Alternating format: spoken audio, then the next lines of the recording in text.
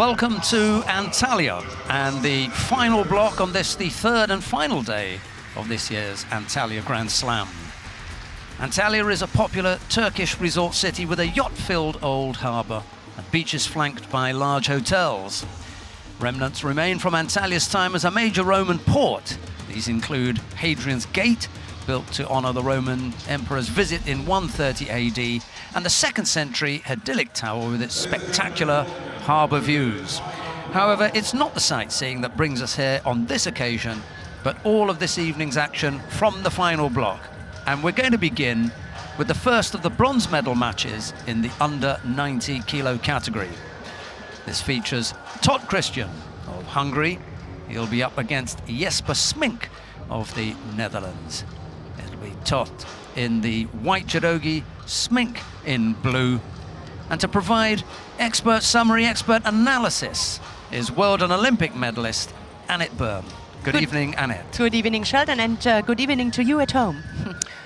Yep, we're about to get underway. Not the largest crowd that we have seen here in Antalya, but that is understandable given the continued COVID-19 pandemic conditions that we have put in place. The referee in the middle for this one is Ioana Babiuk of Romania. Yeah, we're still waiting here for the fighters. As you said, Sheldon, the third day, and also the morning was full of action and beautiful judo we have seen in the under 90 kilo category. We're gonna had 46 athletes this morning, and here the athletes are coming. So Jesper Smink, the Dutch fighter, lost his semi-final against the Georgian Luka Mesoradze, and his opponent, the top seed in this tournament today, the number 3 in the world, the Hungarian Todd Christian, lost his pool final to the Cuban Ivan Felipe Silva Morales, then won his rapid charge contest against the Kochman of Israel, and now here on the place for the bronze, the chance to win bronze. No doubt about the depth of quality in this weight category. Even the names that you just mentioned there would grace a world championship, to be honest. We're just missing, to be honest, the Japanese. That would have made it exceptionally difficult when you look at the world ranking list in that weight category.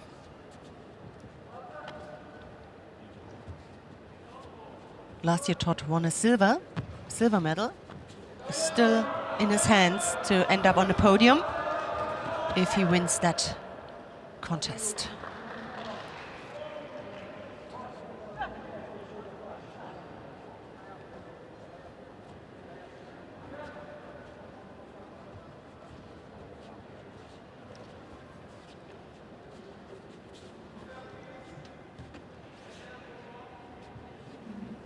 Both penalized within the first minute. Sharp left-sided entry from Smink. He didn't feel comfortable and came straight back out, but he's got nice movement, the Dutchman. Decides to go over the top and then changes it. And it's almost taken back there. Oh, Todd with his favourite Morote Senagi entry, but he was off balance and Smink almost took him backwards.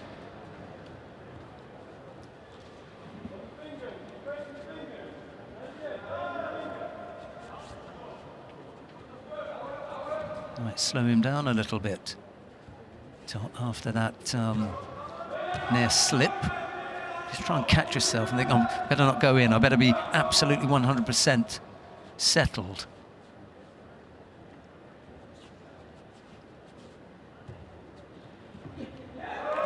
Broke up with his grip. He tried to come through there on the right side, but didn't manage it. Mate was given. Yeah, maybe that inspection of the fingers in front of the referee helped to convince her that it was. He tried. That it was a failed attack as opposed to a false attack. Yep. battle for the grip here. Try to place his right arm on the neck from Smink.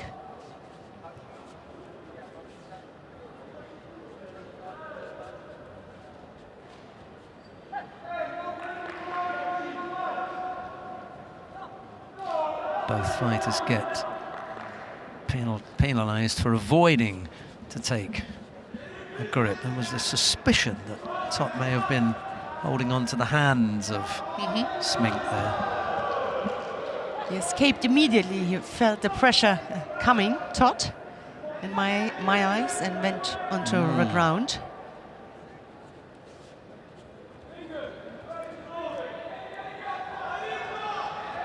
It's a stronger grip now from the Hungarian. He's got to use that. He has to use it, yes. Samashivasa at least bring his opponent onto the ground.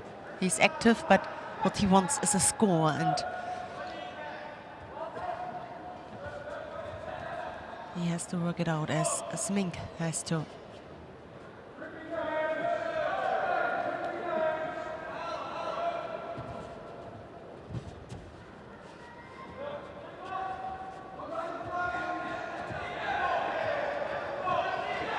And again an attack here on the left side, low. Could not really break the balance from Smink. He's had the blocking of that. Smink, a couple of occasions that Tot's been in there, but hasn't really threatened with it. Good defense from Smink, up to this point anyway. Yeah. This time he goes right-sided. Now goes left. There are enough of them. It's just that he never looks as though... Oh, he's drawn the third penalty. They're not going to go into golden score. Yeah. 3 attacks in a row in the end from... Slowed him down. And when you know you are close, almost losing it with another score, another penalty, you have to take a risk. And without ever really looking as though he was going to throw him. Left or right, Smink had the blocking of them. However, what he was blocking were legitimate attacks. They were good attacks from Tot Christian. Never looked as though they were going to throw him. Nevertheless, they were attacks. And every time he put an attack in, he went further and further away in the, the attack count, until he got to the point where, well, sorry, we have to penalise you, Smink, for not attacking. Yeah. Tactical battle with Tot there, and he came out on top.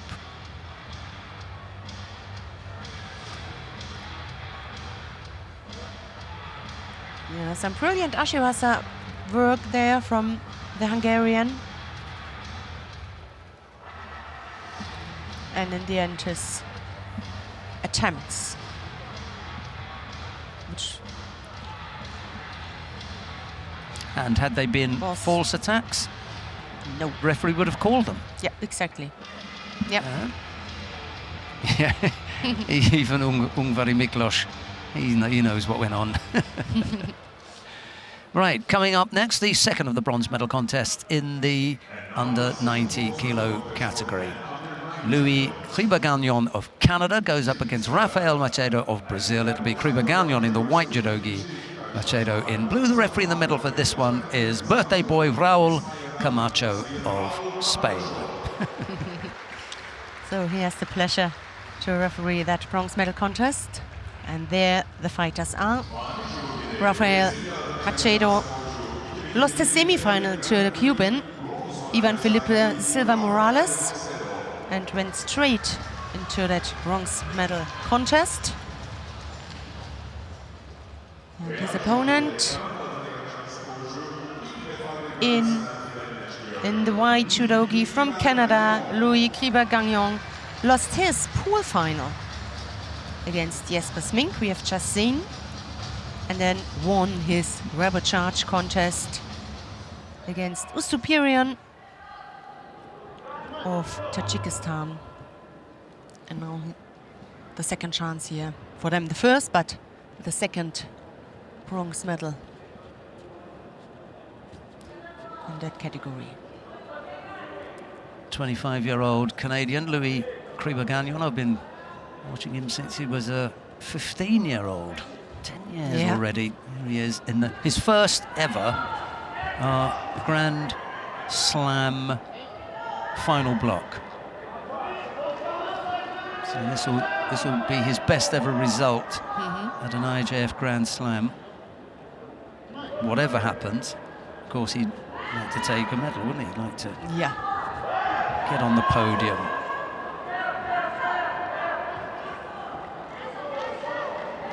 So similar a little bit to his opponent, Rafael Machado. And he collected 1 Grand Slam bronze medal. And that was 2019 in Ekaterinburg. And many years ago at the Junior Worlds in Fort Lauderdale, he became Junior World Champion.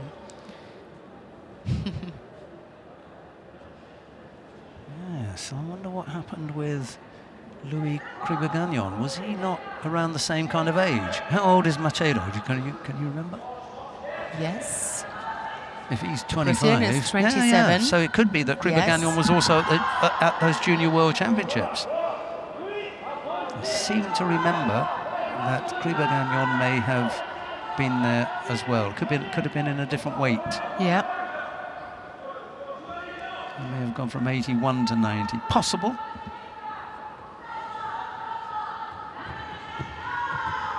But Machado actually... He was the one who went from 81. The 81. So was Cribaganyon already up at 90, or did he not go at all? He didn't go. He didn't feature.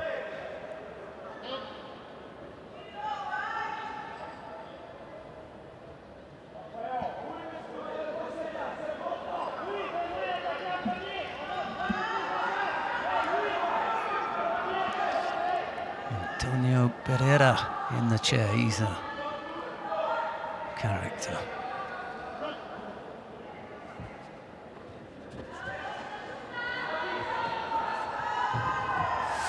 Almost caught. Actually, he was. He was? And lost his first contest to Konstantinos Zaridis of Greece. In the same weight as Rafael Machado. Yes, okay. yes. So I'm so glad that you have confirmed that my memory is not completely going. 2 penalties picked up by Cribaganyon. He threw beautifully with Osodagari earlier on. Hasn't quite been able to get hold of Machado yet, and it was that same kind of big stretch. You know, you really had to reach for it. But when you have a look at the clock, a little bit less than half the contest is still to come, and he already collected 2 penalties. Yeah. So he really must be careful not picking up a 3rd penalty, because then it's all over. One more mistake, and Machado takes that bronze medal. This will be the last cycle for him if he can't come up with an attack here.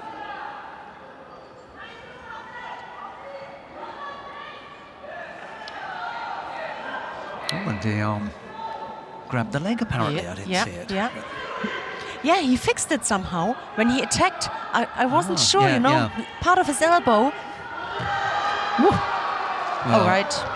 He got hold of him there. Yeah.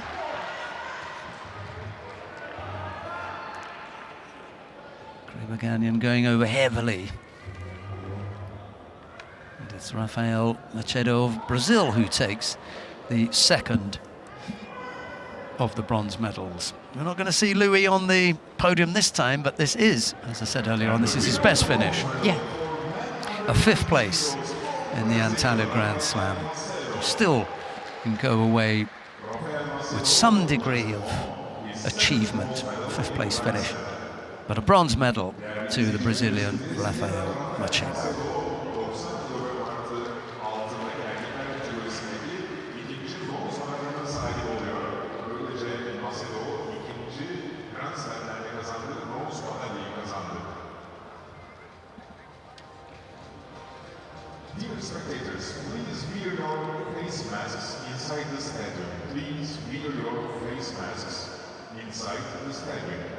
Beautiful throw. No chance to escape. So quick. Handsome ball on one side.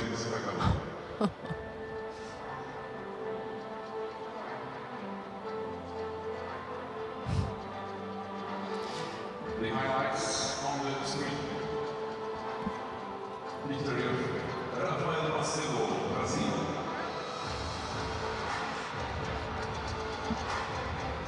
Coming up next, the final of the under 90 kilo category. Ivan Felipe Silva Morales of Cuba will go up against Luka Maisoradze of Georgia. It will be Silva Morales in the white judogi, Maisoradze in blue. Annette Berm is going to bring you the commentary on this one, and it'll be Roberta Chiolia of Italy in the middle to referee. Here's Annette. Well, there the two fighters are head-to-head, 0-0, 18 world ranking against 15, really close to each other. And we just have a quick look. This is the route to the final. The Cuban Silva Morales bet the top seed here today, Todd Christian. And the Georgian, there's a referee. And the Georgian, there he is, Luka Maisoradze. Let's have a look. So he threw out the number 3 seed, Komronchok Ustupirian of Tajikistan. In the semi-final, he won against Jesper Smink.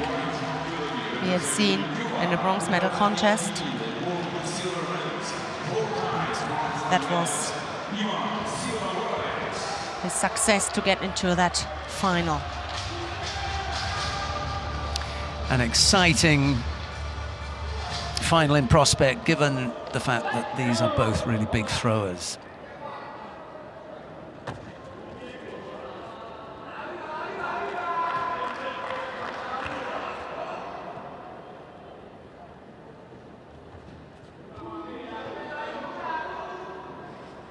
A tricky category.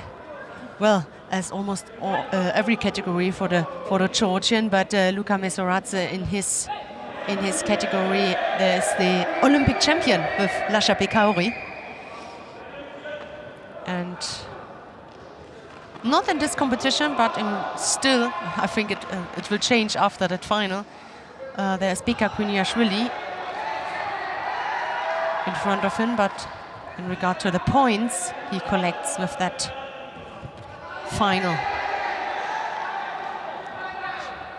Yeah, win or lose, Maisoradze is going to go ahead. He will go ahead. Of Beka. He's going to just close that gap on Lasha Bekauri. The problem for Maisoradze is that Bekauri is only 21. He's not going anywhere. Yeah. And it's a little bit like Lasha Shavdatuashvili early on. You know, he won his Olympic title so early that even when he moved into the 73 kilo category, he was going to own it for quite some time, and you have to make up your mind where you're going to go. We saw yesterday that a Georgian won the under 73 kilo category, and this is a perfect time for him to come in because it's the back end of Lasha Shavdatuashvili's career, and he may very well be able to take his place. Yes. However, it will be very difficult, even for someone of Maisoradze's skill and quality, to put out Lasha Bekauri. Yeah. Single Shido picked up by Silva Morales. A little over 2 minutes left to go, so half the contest still to come. And it's just beginning to bubble a little bit in here. There's enough of a Georgian crowd in here to make it interesting. They didn't have to come that far, did they? But still, the pandemic conditions are making it tricky for travel. Hopefully that will end within the next couple of months. We're in the back end of it now.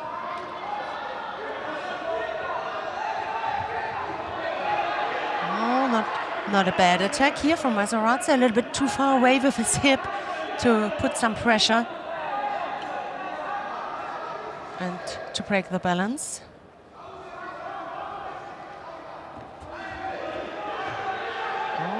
He stepped in, right side. He escaped the situation. He didn't like it.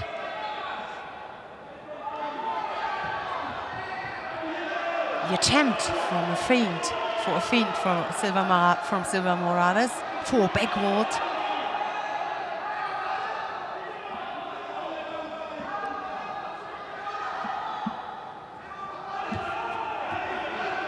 Chance here now for Maisoradze if he wants to be brave and go across. And he almost brings it off. Sooner or later, he had to go. He was in the right position. It was just a question of getting enough courage up, saying, okay, I've got the arm in the right place. My feet are in the right place. Let me just go across. Yeah, and he decided to go low. Very low, not being countered or something like that. He really thought it. Okay, I do it, but then very low. He did it now. Again. It's okay. All right. A penalty now given to the Cuban. It's a little bit harsh, given that he wanted to attack Maisoradze there, and Maisoradze was blocking him from attacking. The intent was to attack. He simply couldn't, because he was. If he'd shaped a couple of times, would that have avoided the penalty? I mean, that's a bit harsh. Yep.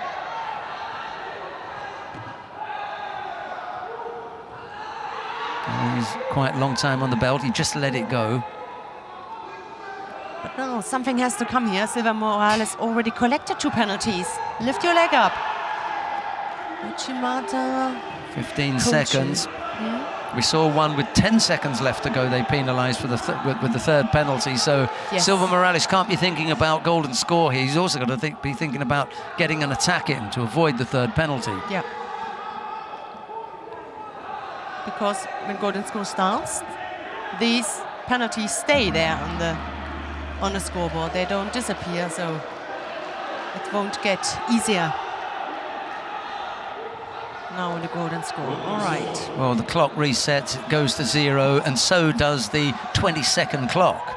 So he's got 20 seconds basically in which to show some positive attacking movement. It's not a rule, just, keep that in your mind, and because it normally works out that way. But round about now, he better start doing something.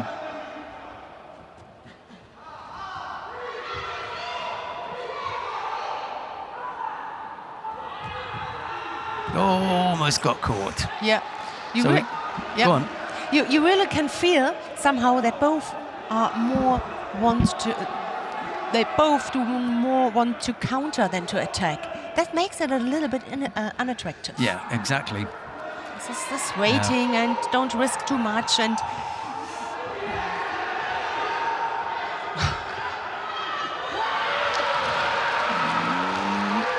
yeah, Maisoradze doesn't like it.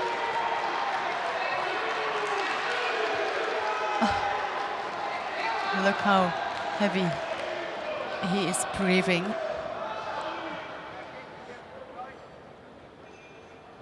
Yeah. Maisoradze was unhappy with it, but in the replay, he can ask, well, I'm sure he'll have the answer, so it's no good asking Maisoradze why he's unhappy, but we can ask, what is it that there was not to like about it? Yeah. Yes, it was low, but I'm sure that if Maisoradze had executed that himself, he'd be claiming the score. Yes. A very, very low ojigari, with both of them being, bent over almost double, being very, very defensive. So you were forced to attack from that low position. Yeah.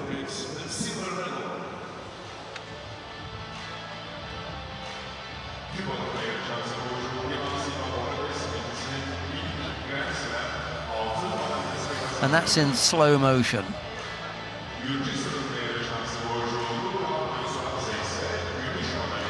Yeah, I'm okay with that. Unusual execution having come so low, but had Maisoradze turned Felipe Morales in the other direction, which is what he was looking to do, he'd have been asking for the score himself. So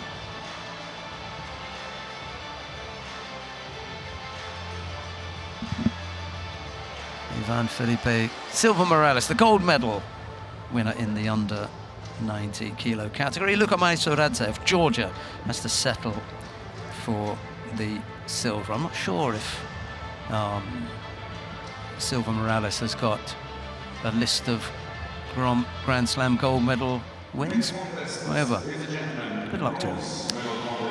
Right, we come now to the first of the bronze medal contests in the under 78 kilo category. Natasha Ausma of the Netherlands goes up against Luisa Malzahn of Germany. It'll be Ausma in the white judogi, Malzahn in blue. The referee in the middle for this one is Olivia Deros of France. Here's Yes, and as you may already see, the head-to-head was 1-0 for Ausma, although from the ranking, Luisa Malzahn is ranked much more higher, so this does not very often predict only the ranking. There are coming a few more things. A few more things are getting important. Yeah. When you want to say who is the better one. I mean, sometimes it changes from competition to competition or contest to contest, but so far Natasha Ausma won one time before. Luisa Malzahn in her semi-final, she lost against her teammate Anna Maria Wagner. She's in the final, and then she went straight into that bronze medal contest, involved into the first action here against Natasha Ausma, the Dutch fighter. Lost her pool final against the number 1 seed and the world number 1, Madeleine Marlonga. Won her repechage contest against Mayra Aguiar. Former world champion. Yes. Olympic bronze medalist. Yeah, a really experienced fighter, and she was in a good shape today, Mayra Aguiar, the Brazilian. She managed that in the repechage, and now here, not strangled because it was above the chin, but now here with chances, both, for bronze medal.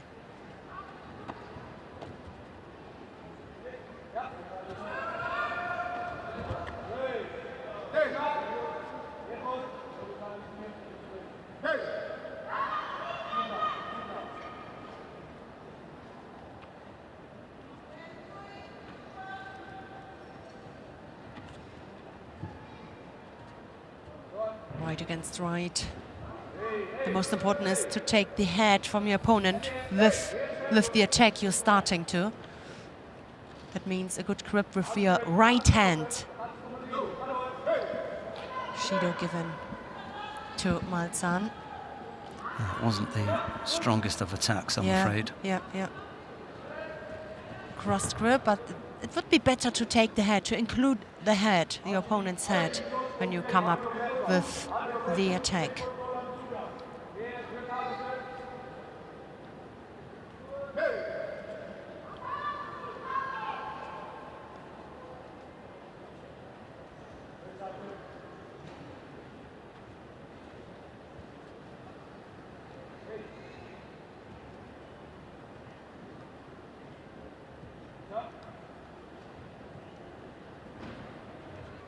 Both experienced fighter, both won several medals at Grand Slams. Luisa Malzahn, all in all, 3 Grand Slam gold, 4 silver and 6 bronze medals, but she's also a really experienced fighter with her 31 year. So over the years she collected it. Her opponent, a gold, a silver and a bronze she collected at Grand Slam.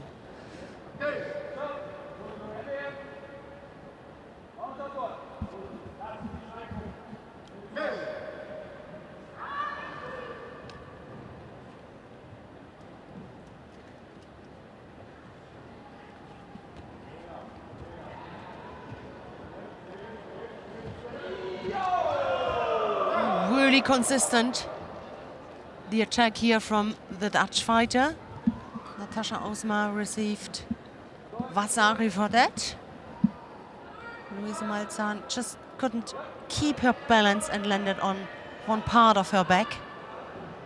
And now I think she's looking for a choke for Shimawasa.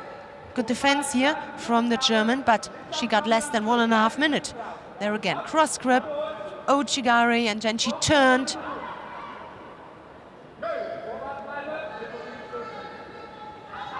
And has taken the lead now. Again, the head is missing. You see, she struggles there with her right arm. That wasn't a very clever effort from Aalsma. No. Turned the body sideways, away from Malzahn. Not enough contact. Yeah. Picked up a false penalty for a false attack.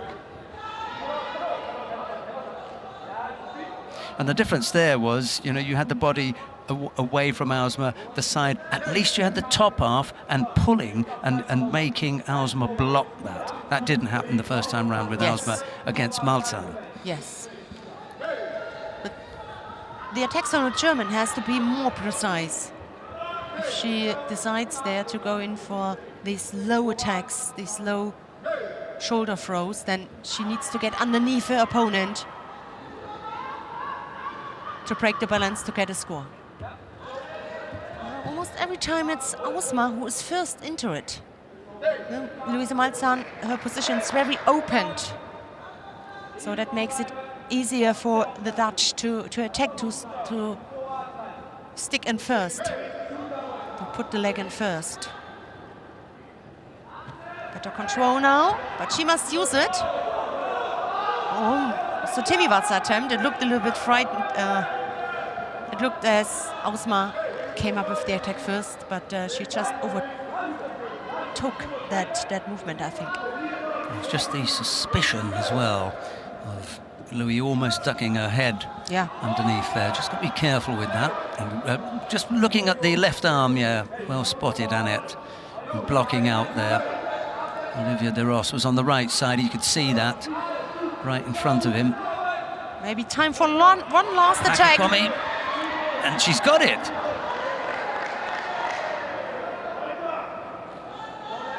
I like that for a score. Part of her shoulder landed on the tatami. Louis Malzahn is looking up, wondering why they didn't give her that one. I wonder. No, that's it. That's gone now. Have a quick word with the referee. Shake of the head.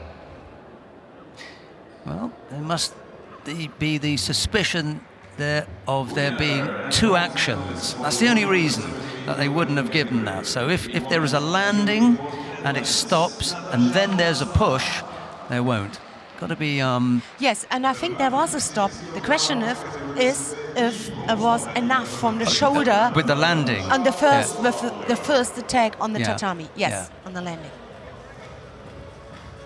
Natasha Aalsma has to leave the venue on her own because the coach has got to go down for his next athlete. Yeah, he's busy. So he says, you'll be okay with your nose, yeah? You go and take care of that, because she's got a bit of a bump to the nose.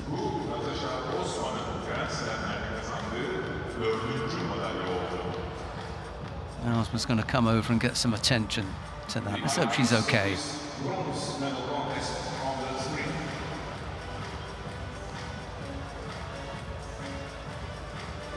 So that was the score for Aalsma.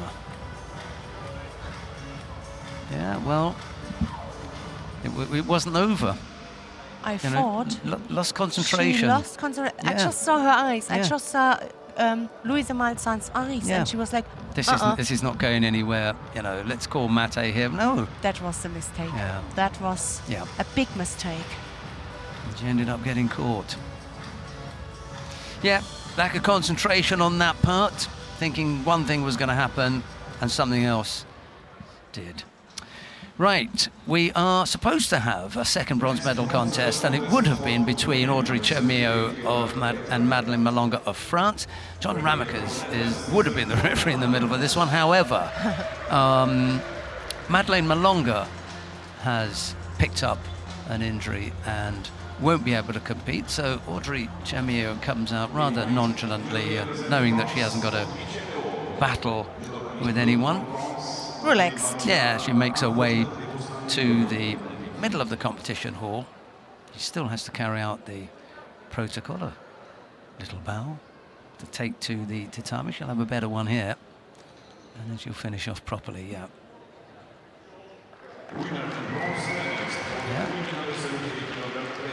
Audrey Chermio takes it. None of the usual celebrations that we have enjoyed over the years from Audrey Chermio, the dancing girl, from time to time, former world champion.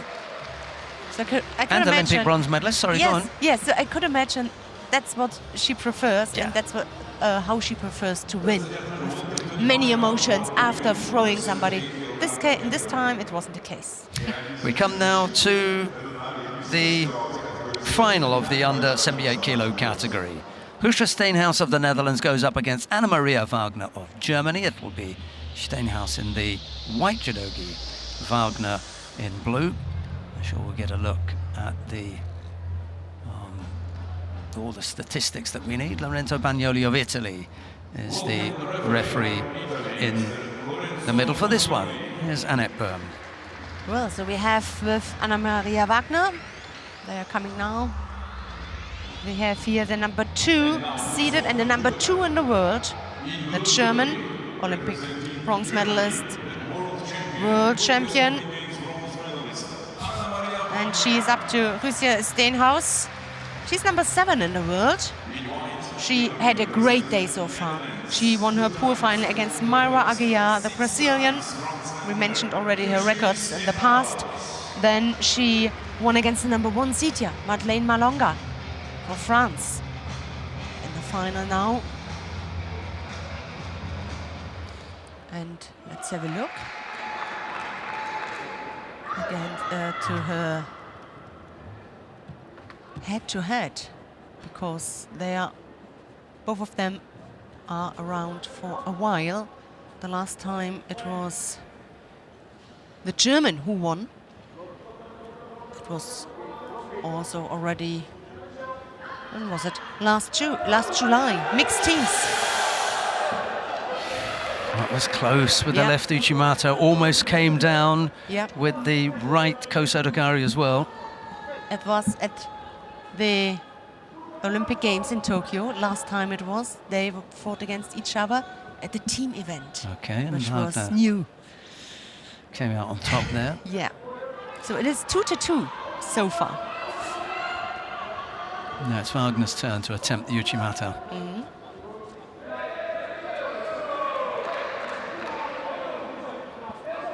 Both very upright fighters. They have their side, how they are standing, and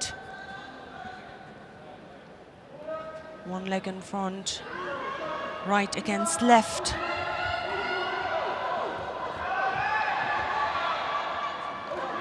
Well, she puts a lot of pressure into it. Anna-Maria Wagner.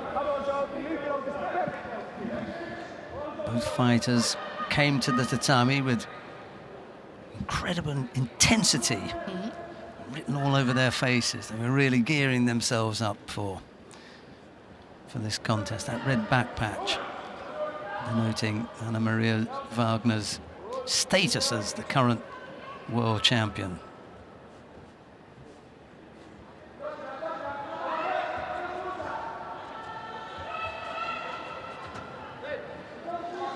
Always were close to the edge, and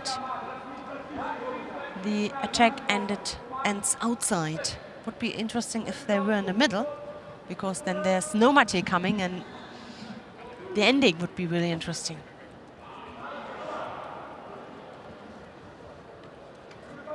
The Dutch fighter left-sided, Anna-Maria Wagner right-sided. So there's the question, who got the better grip there on the sleeve. That's as powerful. You must also come up with something. And again, ends outside. Single penalty against the white. Could be another. Second one. And half the contest still to come.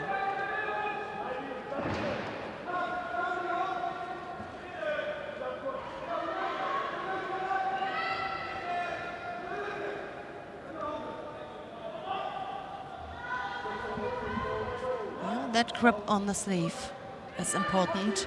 Anna Maria has it, but not Francisca in house.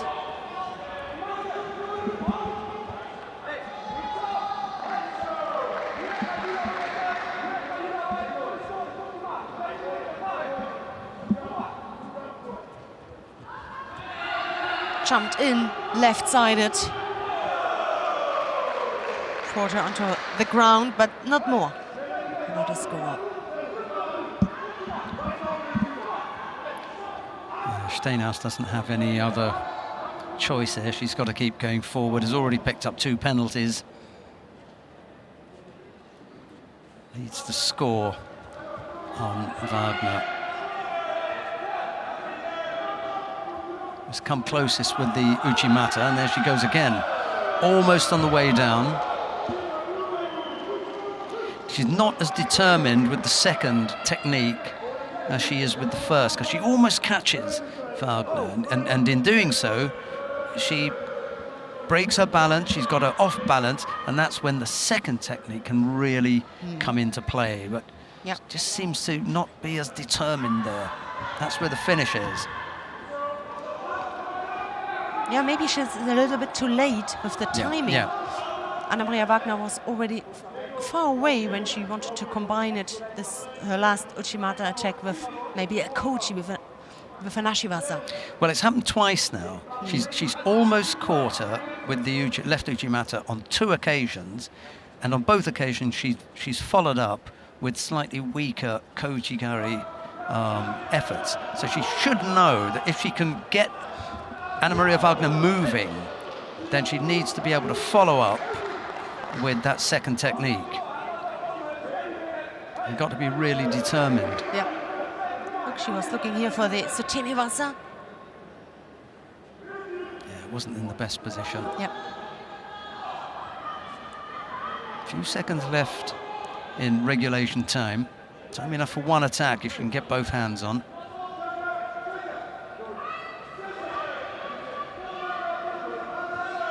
Not now. And we are going to have golden score.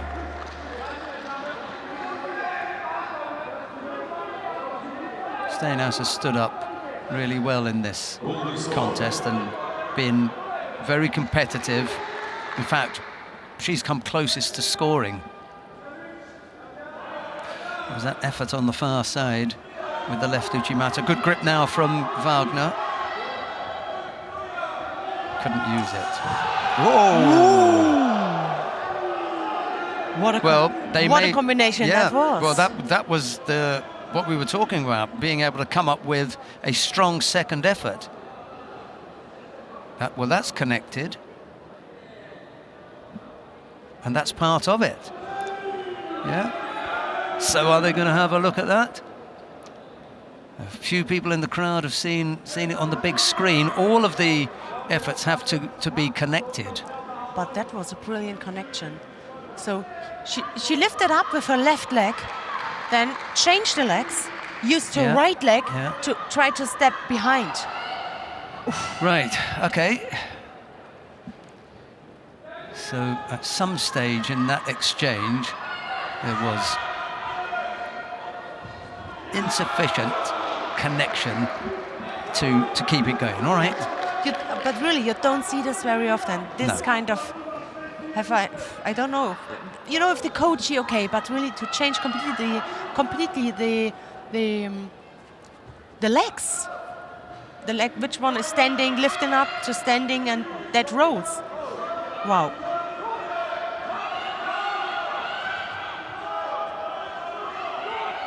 Just drop the hips, and again, change of direction. She's just beginning to get dangerous with the second effort. Yes, the first effort shakes Wagner, but it's being able to come up with the second effort. Happened on the far side, almost happened here. She's got the best of the contest, to be honest, although she's still got the 2 penalties against her, and Wagner is penalty-free, despite the fact that we've had well over a minute of golden score. She's still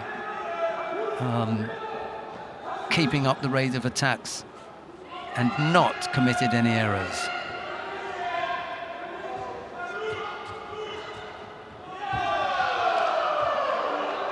Oh, Looking there for on the the arm arm, lock. possibly. Now Wagner's blocked it.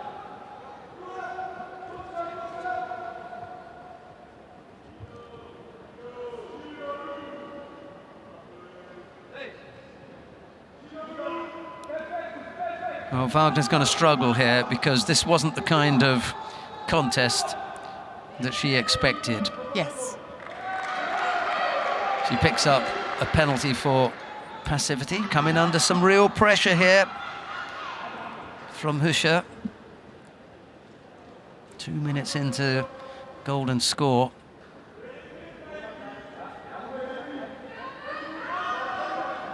Has Wagner got anything left? Hasn't got the second hand on yet.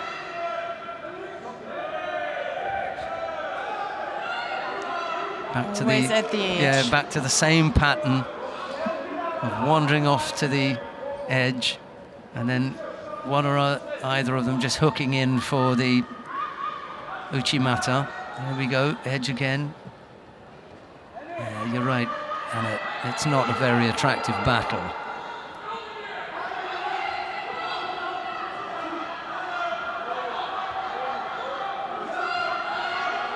Uchimata again, and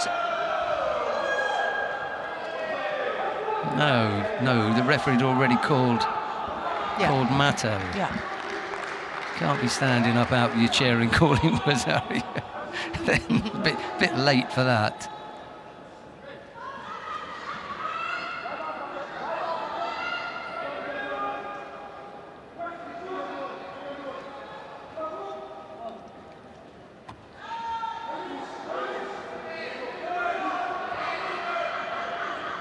To call Mate here as well.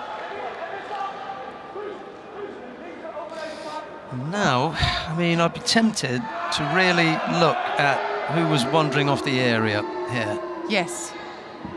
You've had enough of it's a big mat. Come on, you know, why conduct all your business on the mat edge? So whomsoever wanders over there, I think, is deserving of a penalty. The thing is, when it gets a little bit awkward is when both started to get their leg in first. Yeah. And this is not a throw, this is more blocking for me, and to be the first in, but not to really want to throw. And I could imagine Stenhouse now gets more and more passive again. There was a time. Some sequences where she really showed us some really good judo combinations and exercise.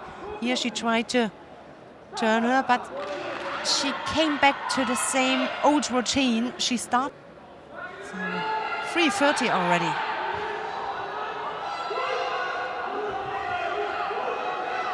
Maybe a last surprise here.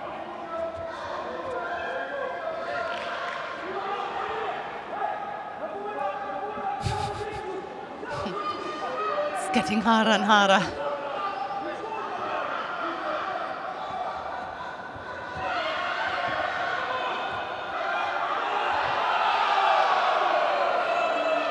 Well, this is where it's really important not to lose concentration here, not to lose focus. They both came to the tatami. Absolutely, you could see it when they were coming out there. Really focused. They are completely drained now. Almost 2 contests out there. Yeah. 4 minutes of golden score, and whomsoever maintains the composure is going to take it.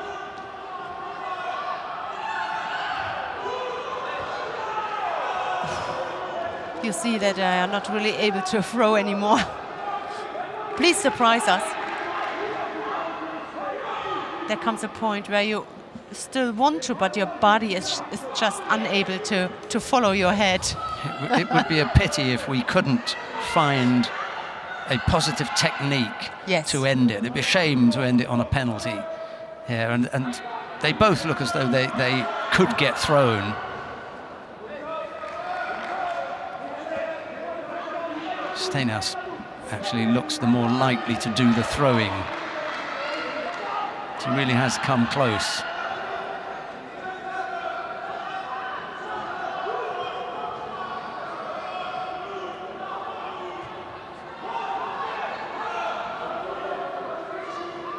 difficult position with Wagner being so side on. Yeah.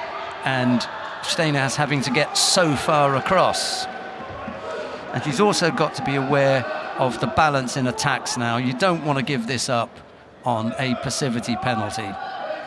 You get very, very little time. Steenhuis is the one who's got to come back and attack now. Yes. Can't afford for Wagner to put in a strong attack. Understand exactly the state of the contest and know that you've got to come in with a big attack.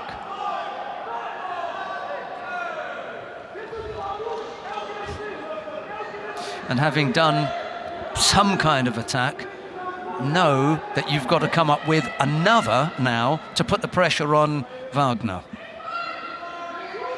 Yeah.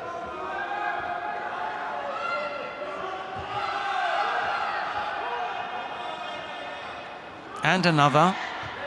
Okay, well, that last one from Wagner won't count. So now it's down to Wagner to come back. Yeah, she's so a little bit under Steenhuis pressure. has really got to understand exactly where she is now. Yeah. Put in the biggest, strongest attack that you can, and you may take this, albeit on the back of a third penalty.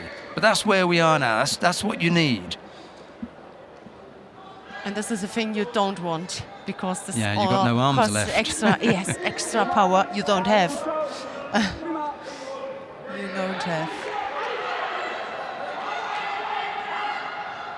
Wagner's also got to understand that it's down to her to come up with an attack. Yeah.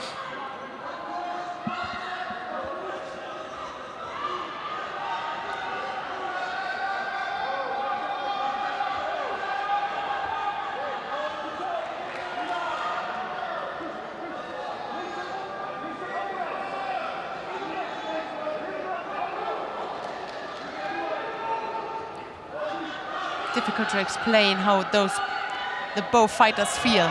Well, you take the risk. Yes. After such a long time of fighting. And what we're going to end up with is a technique that's on the highlights reel. Yes. Can you imagine it? One of the best techniques of the day. Yes. But we just had to wait 11 minutes for it. Wow, incredible. Incredible. But this is one of the strengths. I say 11 minutes, well, of course, it was a hell of a lot longer. Yes, yeah, Wasn't you're it? right. Even the 5:55 and the 4 doesn't add up to Yes. 11. So my math is pretty poor. That's a strength the German has. That she just really never gives up. And I was always waiting that there's coming just a reaction like that she just take all the power she got left into it. And there was always the possibility that Steenhuis was going to give her that, because she couldn't come up with really strong first attacks. That was the thing, really strong first attacks. So there was always a chance that Wagner was going to counter her. Well. You had to wait for a bit. You had to wait. Yeah. But the finish, I think, I'm okay with that. I'm okay with the finish. Yes. Because the finish was worth the tension and, you know, the little bit of stress that we suffered in going through some poor judo in parts from both of them. But the finish was terrific. Yes. You can look at this once more, look.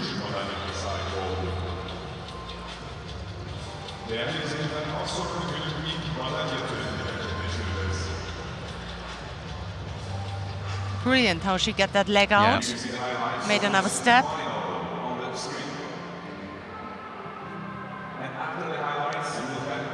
She was already in the air. Yeah, then she turned her.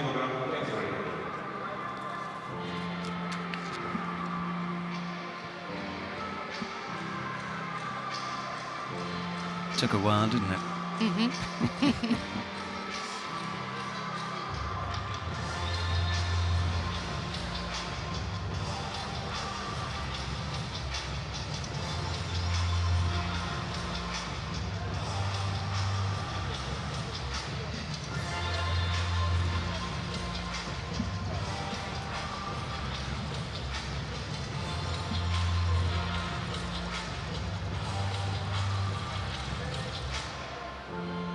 Coach says Congratulations, and Wagner says, I'm glad that's over. We come now to the awarding ceremony for the men in the under 90 kilo category. Ladies and gentlemen, welcome to the medal ceremony for the men's under 90 kilogram category.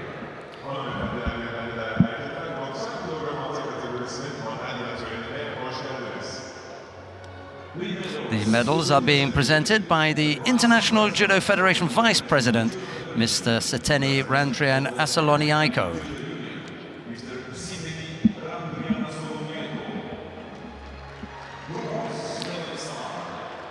The first of the bronze medals goes to Rafael Machado of Brazil. There's a bronze medal also for Todd Christian of Hungary.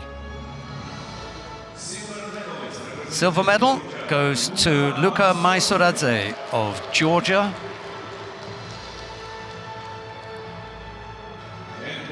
But the gold medal goes to Ivan Felipe Silva Morales of Cuba.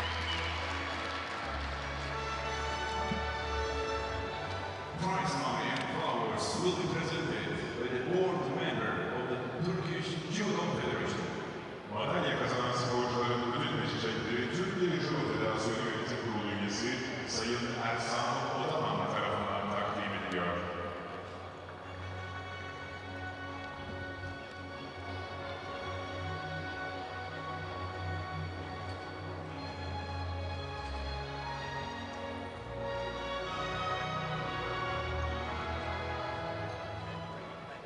Ladies and gentlemen, please stand for the And now the national anthem of Cuba.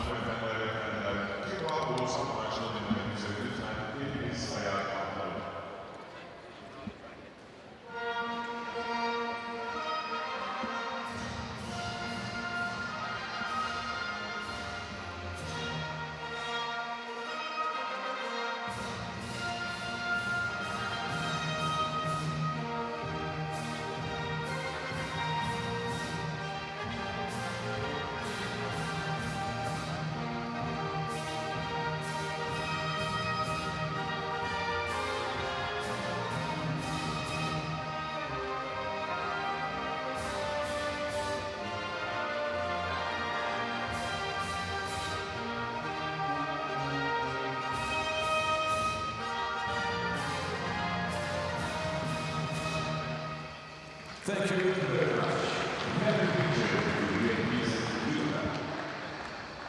Çok teşekkürler. Şimdi onur kodlarımız ve madalya kazanan sporcularımız sağlıklar fotoğrafı çektiriyorlar. Time for the family picture, and then a few shots without the masks. Machado and Tot were the bronze medal winners. Maisoradze picked up the silver. It was Silva Morales to take the gold medal for Cuba.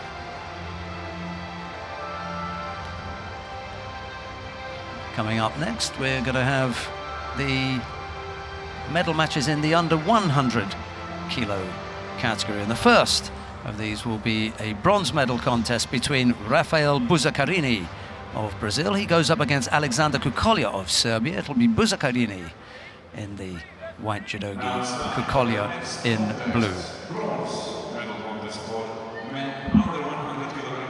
So you see the head-to-head, 0-1. The referee in the middle for this one is Everardo Garcia of Mexico. In this category, under 100 kilos, today we had 41 athletes. The number one seed made it until the final, but we're gonna see him later. First, we're gonna start here with Alexander Kukolya of Serbia.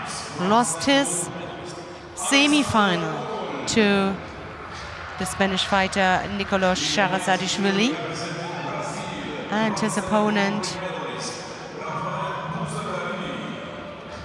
Rafael Buzzacarini of Brazil. Buzzacarini lost his pool final against Kyle Reyes of Canada. Then in the rapid charge he had no fight before because his opponent didn't fight, and he then was also straight in this bronze medal contest. Won by draw.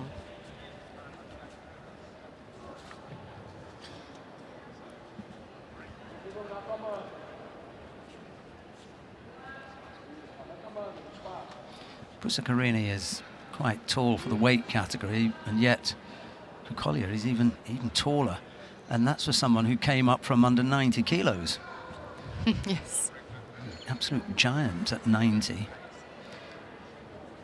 Sherazadishvili, who we'll see in the final, is as tall, maybe just a couple of centimetres shorter, but both of them are very tall. And I think far better suited to the under 100 kilo category than under 90, although with Sherazadishvili having had so much success in that weight category, that's going to be a tough act to follow. Lucas Kopalik has done it successfully, moved weights, hasn't he? Yes, the Czech fighter. From 100 to heavyweight. Oh, the attempt left-sided. Uchimata Ochigari.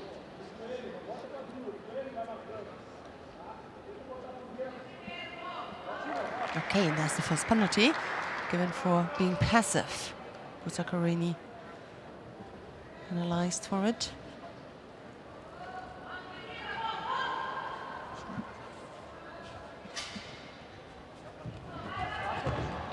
Immediately a counter.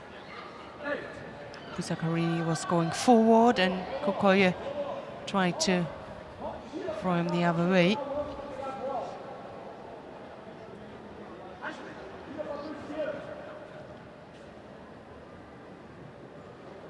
Actually, Kokoye last year at the Worlds in Hungary, in the under 100, he became silver medalist.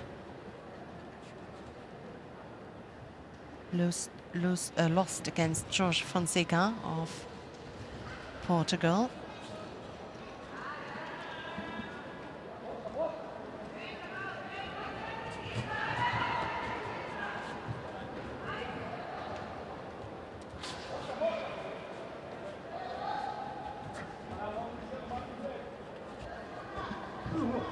Oh, and I lost a little bit of contact. That did not look that attractive. This Temivasa attempt. A minute 40 left.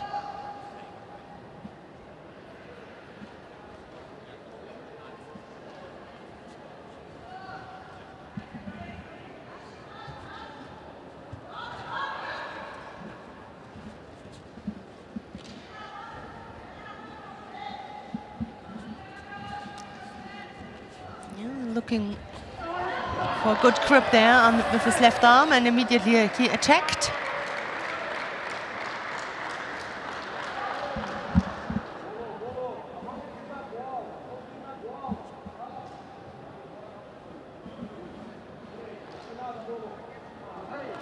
He landed on his left side, so they gave. It's away from the referee as well, hidden by the landing, Kukolia, so his colleagues had to help out Everardo Garcia there. And I don't see those as being mistakes by the referee. He's not in a position to see, and they move very, very quickly. The landing is hidden. You don't want to be giving out something for something that doesn't exist. You've got your colleagues there who've got another view, and they can give you a much better idea of what's gone on. So yeah, Kukolia leads inside the last minute. Single Shido against Pusacarini, that's not going to count for much now. Has to come up with a score.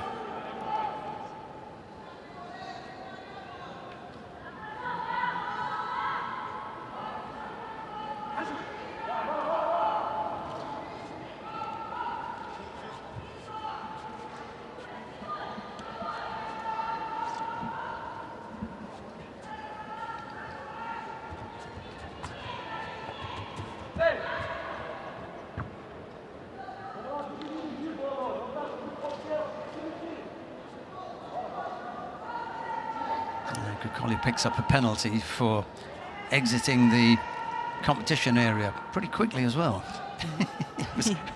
I'm off. I don't like that grip. Luckily, he had no grip on the right arm there, no? From the Serbian. Couldn't turn him, yeah. Tempted as she was up. It was a clubbing, actually, effort from Buzzacarini. No real finesse in that.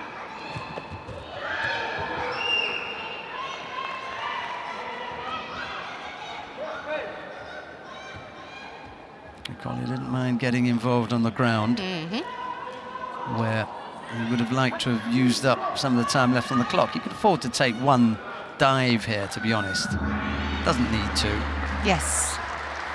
Buzzacarini was kept at bay with those long arms, and it's Alexander Kukolyov, Serbia, who takes the first of the bronze medals in the under 100 kilo category.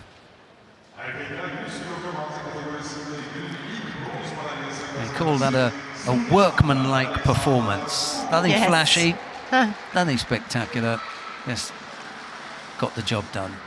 Scored and then made it difficult for Buzzacarini to get anywhere near him.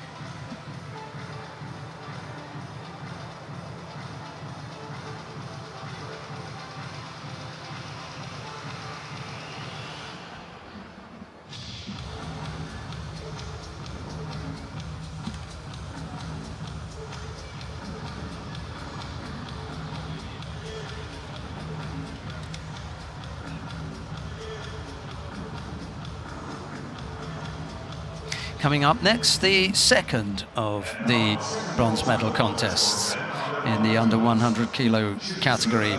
Elmar Gazimov of Azerbaijan goes up against Kyle Reyes of Canada. It'll be Gazimov in the white judogi, Reyes in blue. 3-1 head-to-head. Interesting. And the referee in the middle for this one is Val van Nester of Belgium. And what were their... Did you catch a look at the rankings? I think you may have got them there. Kyle Reyes is ranked on place 20 and his opponent a little bit higher, Elmar Gazimov 37. Although he reached that what Kyle Reyes still wants to, an Olympic medal. Gazimov, Olympic silver medalist. Yes. And here comes Elmar Gazimov. Yeah, there he is. Gazimov lost his pool final against Nicolas Sherazadishvili and then won against Ashley Gonzalez in the rapid charge contest. Represented Romania. Gonzalez, yes. And now here against Kyle Reyes. Kyle Reyes had a great day so far. He just lost in the semi-final against George Fonseca. We got a question mark on Kyle Reyes with regard to his shoulder. He landed heavily on 2 occasions in that semi-final and winced both times, especially the first time round. I think the second time maybe not as bad, but having landed on it once before, I don't know whether he aggravated that. He would have had a small amount of time to get some treatment. But depending on how heavily he landed, and maybe whether there'd been a previous injury there, we don't know, but certainly from what we saw, he was in some degree of discomfort after the first landing, and then he was thrown for a second time. And I guess when someone of George Fonseca's power puts you into the mat, you're gonna know all about it. Anyway, Gazimov is slightly bent over and defensive here.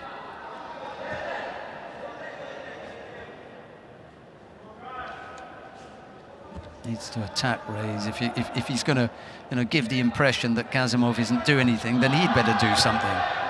And he doesn't, and it is actually Gazimov who attacks. He just wasted that opportunity there. Strong grip, Gazimov looking defensive, and look at that. Instead of Gazimov being the one who comes up with the penalty, Reyes does.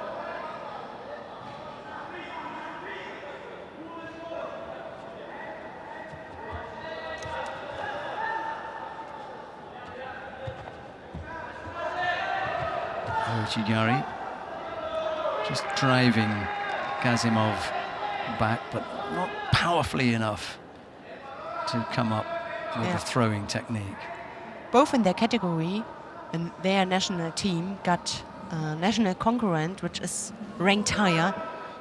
Gazimov got Kotsoyev. He was seated here as number 4. Zelim Kotsoyev, yeah. And the teammate from Kyle Reyes is Shady El Nahas, number 3 in the world. Uchimata from Kyle Reyes. Gazimov steps off that. Tried to ambush him there with that little sit down like Yoko Sutemi was up. Outstretched leg. Gazimov got a style. It seems like he's slow and transferred to his opponents every time, that they got slowly too, and then he explodes with some dangerous thing. Oh, did he take that over? But this time, good reaction from Kyle Reyes. Has he taken this over? No, hands are going everywhere. It's Gazimov going down on his back. Yeah. No arm, no action from Reyes. Val van Nester, the referee in the middle, was unfazed by that. Yeah, you're not going to catch me with that one.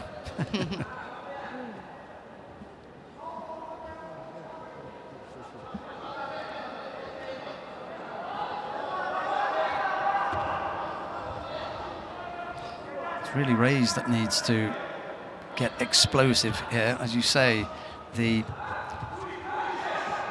tempo that Gazimov employs.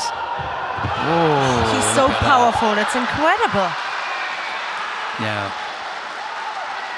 He awakened the beast with that last attack, Reyes. Yeah. He'd have been walking around all nice and sleepy, and then all of a sudden Reyes had a go at him, and Gazimov said, I better get this finished, hadn't I? Yeah. Came up with a nice... Well, you were asking for the explosive technique, and Reyes is definitely favouring that right shoulder. Arm is hanging down now, a third landing. Hasn't helped him at all. It's Elmar Gazimov who takes the second of the bronze medals. He's going to be joining Alexander Kukolya on the podium.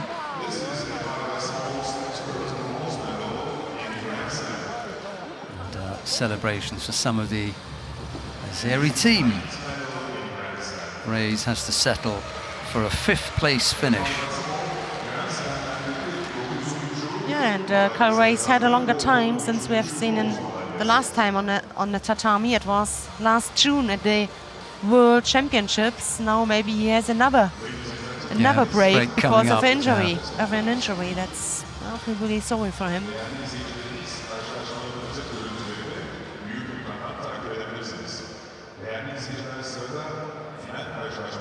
Always getting that right shoulder banged up. Yeah. Fonseca threw him a couple of times. Gazimov planted him on the shoulder there. It's not as though he lands on his back. He actually, every time, gets thrown on the shoulder. Yeah, the first contact is the shoulder, yeah.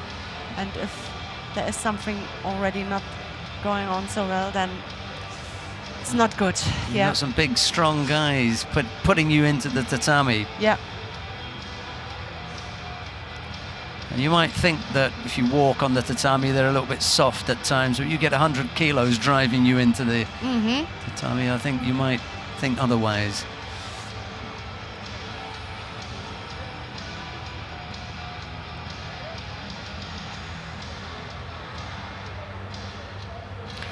We come now to the final of the under 100 kilo category. Jorge Fonseca of Portugal goes up against Nicolas Sherazadishvili of Spain. It's Fonseca in the white judogi, Sherazadishvili in blue. We had a look at the ranking and the head-to-heads. I can't remember actually. It was on and off fairly quickly, and there is the route to the final for both fighters. The referee in the middle for this one is Olivier de Ros. And Annette will tell you a little bit more about the two fighters. Well, the fighter in blue, Nicolas Sherazadishvili, since this year, he is fighting in that category. We already spoke about it. He's very tall and he became world champion in the under 90, but still so tall, and we think this category fits more. And his opponent, Jorge Fonseca, number 1 seed here, number 2 in the world. Here he is. And double world champion from last year in 2019. Olympic bronze medalist from Tokyo. It's going to be exciting here.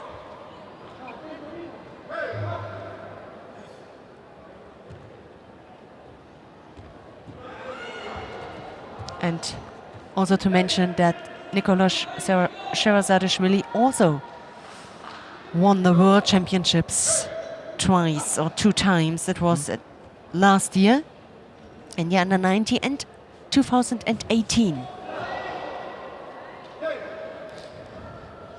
Sherazadishvili just sneaks in at number 99 on the world ranking list in the under 100 kilo category. Jorge Fonseca 1 spot off the number 1 spot at the world number 2.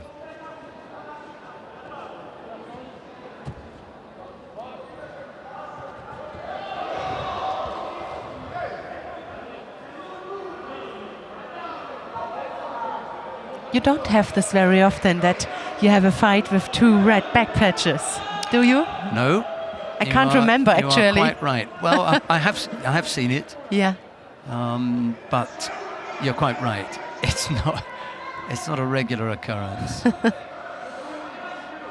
wonder if we've seen 2 Olympic champions. When Basile moved up to under 73 kilos, did he at some stage? Oh, of course, he did fight.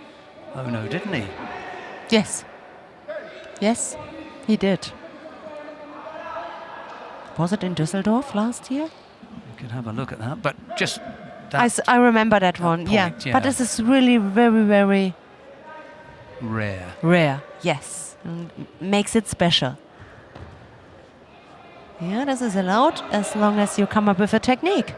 But breaking up the grip is forbidden. And Fonseca did that and picked up the penalty. It's a clear rule since the beginning of the year.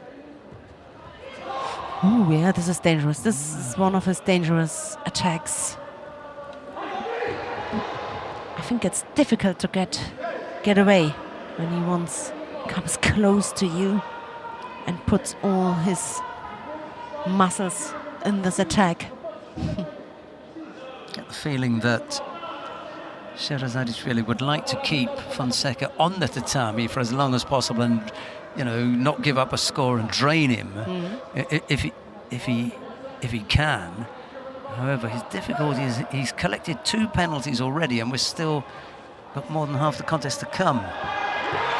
Yeah. Wow.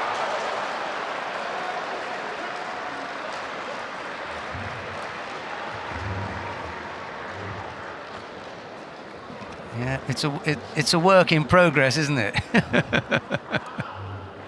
It will be a while.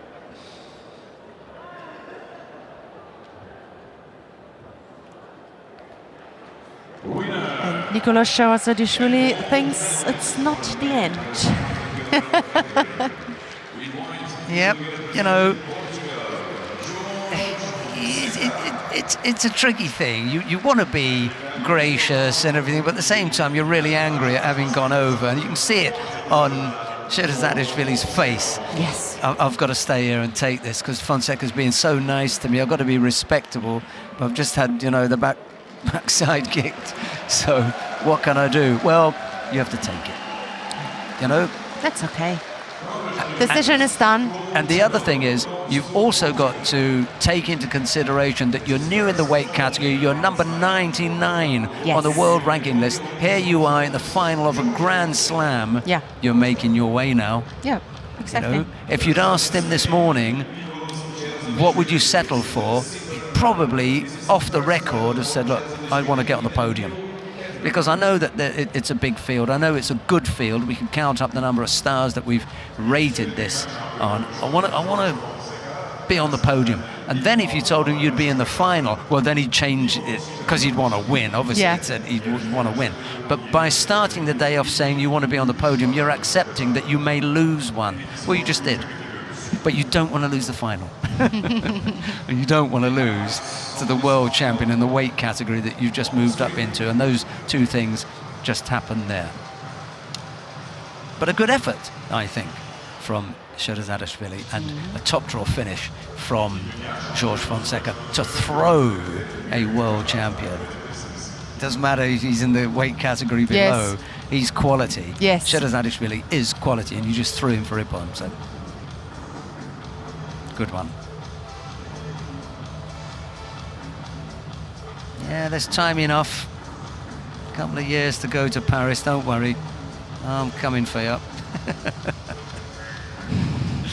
Exactly.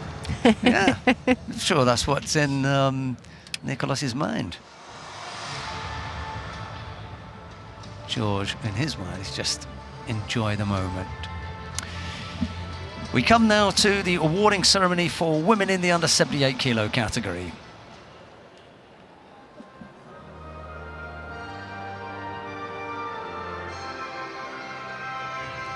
Ladies and gentlemen, welcome to the medal ceremony for the women's under 78 kilogram category. Değerli izleyicilerimiz, şimdi kadınlar 78 kilogram altı kategorisine madalya törenine başlıyoruz. The medals are being presented by the General Treasurer of the International Judo Federation, Mr. Nasser Al-Tamimi. The first of the bronze medals goes to Audrey Chemiot of France. There's a bronze medal also for Natasha Ausma of the Netherlands. Silver medal goes to Husha Steenhuis of the Netherlands. But the gold medal goes to Anna Maria Wagner of Germany. I think Germany wanted a handshake, didn't she? And then Mr. Al-Tamimi had to remind her that we continue to carry out the COVID-19 protocol, so no handshakes for the time being. Brilliant.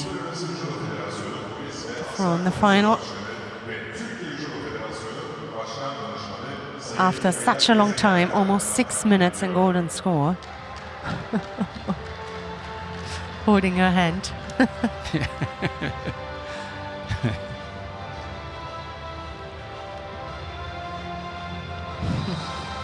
Great pictures.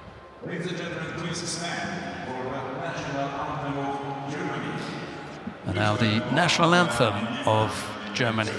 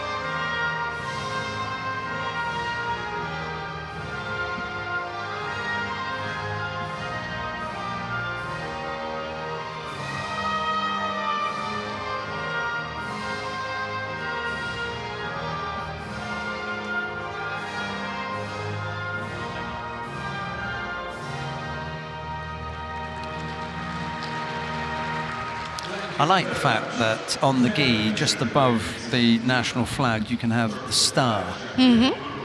I agree. Every gold star Yeah. is a reflection of the number of world titles that you have won. And when you look at Teddy Rinner's gi, it looks like the European Union with the number of stars around it. Chemio and Alsma were the bronze medal winners. It was Steinhaus who took the silver, Wagner the gold medal. And it's lovely to see everybody happy and smiling and content on the podium.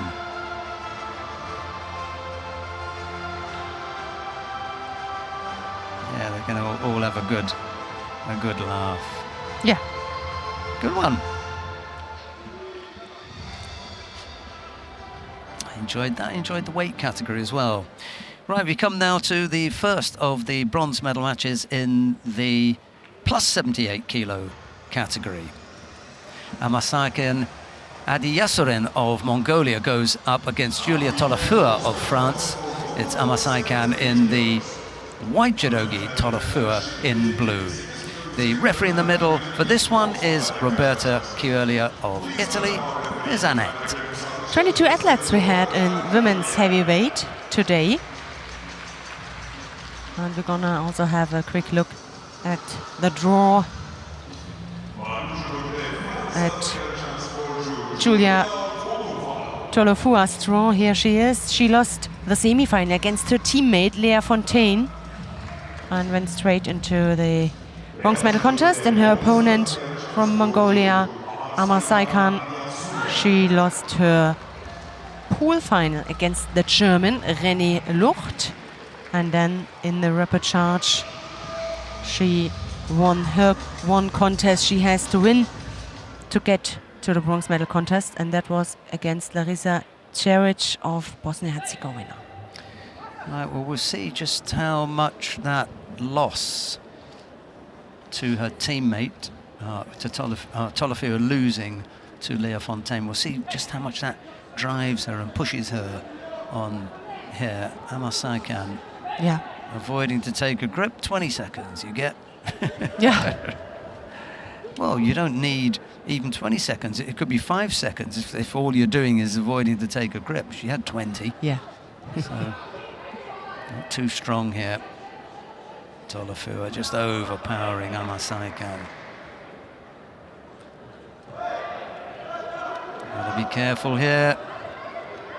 Yeah, Katagatami from Tolafua.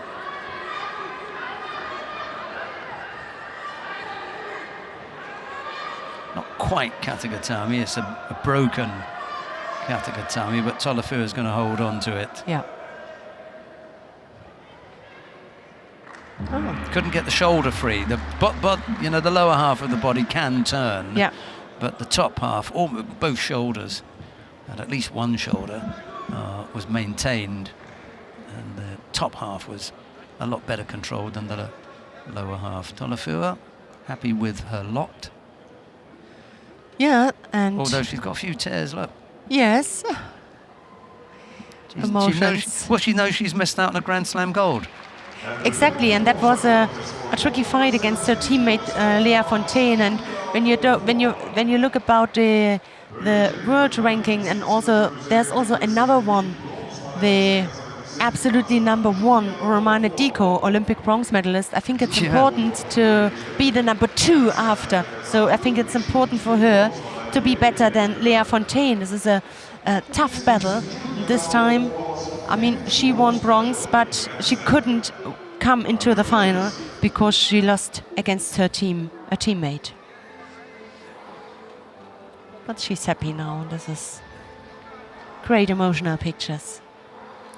Yeah, well, she's been struggling actually. Bronze medal in 2021 at Paris. A year late, well, not a year later, because we had one in October, if you remember. Then in February, followed that up with another bronze medal, and then another bronze medal in Tel Aviv, and another bronze medal here. So she's not the happiest of campers at the moment, having had 4 bronze medals in a row. But she's keeping up the her ranking. Number 6 in the world, I think you said. So she added to her points tally here. Yeah, number 6. And there's, you know, the small matter of the prize money as well. Every time you're on the podium, that is right. It's a payday, isn't it? So well done to her. Slightly unorthodox Osai Waza, but she's not going to complain.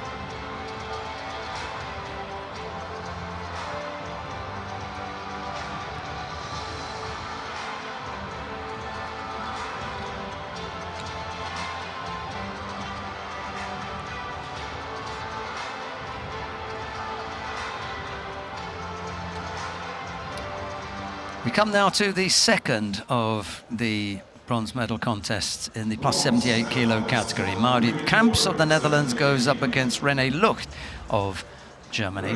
Lorenzo Bagnoli is the referee in the middle, who awaits only one of the fighters, I'm afraid, because René Lucht picked up an injury earlier on, so she will not be able to compete. We're just waiting for Marit Kamps to come to the middle, take the formal bow.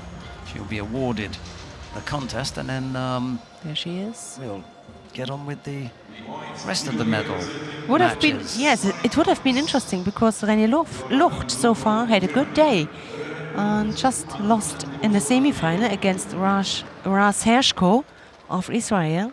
Could have been in that contest that she picked up the injury then. Mm-hmm. All right, well, Lorenzo Bagnoli, former competitor himself, gets to award the contest. No need to call on him any longer. Sorry about that, Lorenzo. You missed out on refereeing a contest there, but that's the way the you did everything right. Draw. Yeah, no mistakes in that one. No mistakes in that one. Right, coming up next, the final of the plus 78 kilo category. Ras Hershko of Israel goes up against Leah Fontaine of France. It'll be Hershko in the white judogi, Fontaine in blue, and we will get this one refereed. It'll be Val van Nesta of Belgium in the middle. Here is Annette. Well, 1-to-1, head-to-head, and it is Ras Hershko, the Israeli fighter, who is defending that gold medal from last year's Antalya Grand Slam. Ras? She won that last year.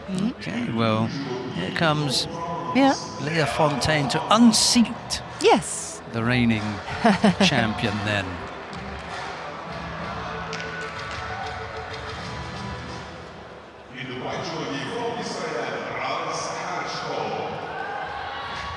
There she is. She's number 3 in the world, after Romana Diko of France and Beatrice Sousa of Brazil. That's the Israeli fighter.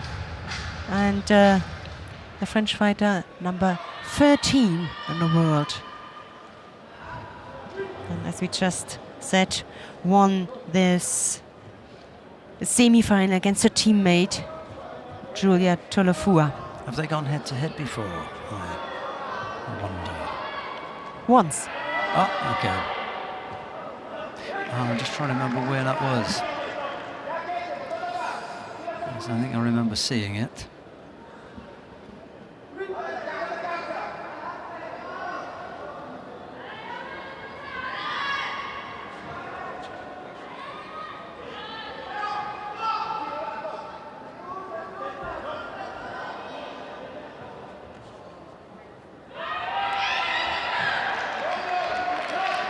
Yeah, as much movement as possible from Hershko is what's needed. Get the tempo up. Use as much of the tatami as possible. You don't want to be standing still with Leah Fontaine. Sure it's the same in German, isn't it? Grip and move. Yes.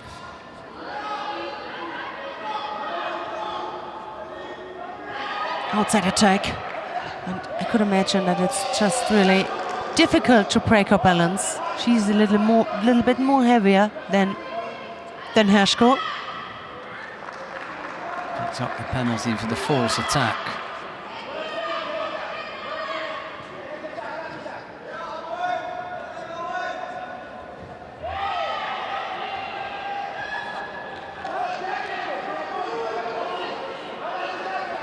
Yeah, the slow attacks.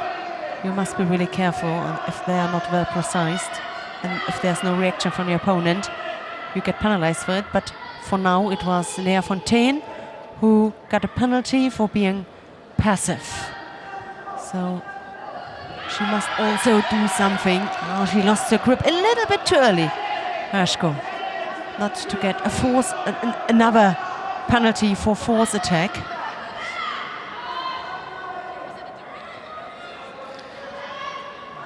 The tactics that super heavyweights are going to have to employ against Fontaine, they're going to have to work her out, because she's a difficult opponent to move. No chance. She needs to prepare it a little bit better. Second penalty.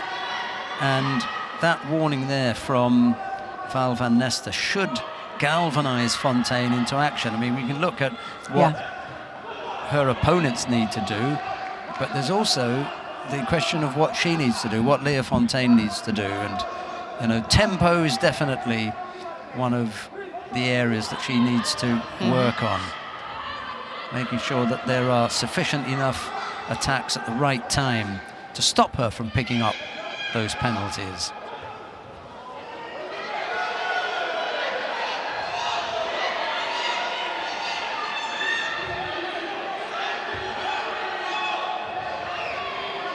Well, you might want to call Osai Komi now. Yep.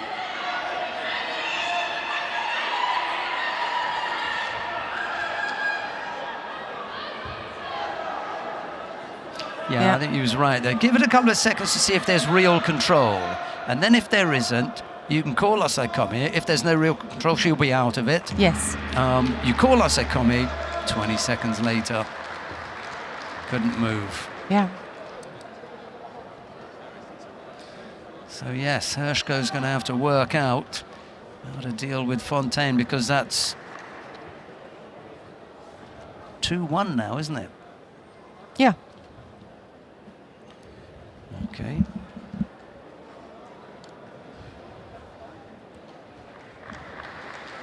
And the winner of the final contest for over 78 kilos from France, Lea Fontaine of France takes the gold medal in the women's super heavyweight category. Okay. Well, the French will be happy. But as Annette Byrne was pointing out at the beginning, there is another French athlete who is in the driving seat there. That's Romain Dicot. And for the time being, I don't see Dicot being unseated. I agree. Yeah. Back to the drawing board for Raz Hershko. She just gets leaned on. Yeah. You know, maybe some people are thinking that was unfair because there was such a big difference on weight. No doubt that it is true, but tactically also not the most clever fight from the Israeli fighter. Yeah. She could have used that a little bit more. Try to move her, disturb her with the legs, you know, some preparation, ashivatsa, and all these little things. And yeah, she didn't do that. Yeah. You know, you just settle on a grip, and then you let the super heavyweights settle on a grip. That's the thing they love best. Yeah. The thing that they like least of all is movement. Super heavyweight doesn't want to move. That's right. Yeah. They want to use as little of the mat as possible. They just want to stay in a certain area, settle, and then come up with their big techniques. And the more you can move them, the better chance you have. So, right, we come to the awarding ceremony for the men in the under 100 kilo category.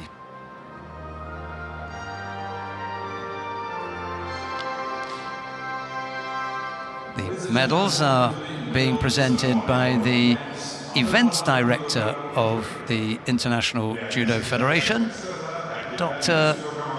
Lisa Allen.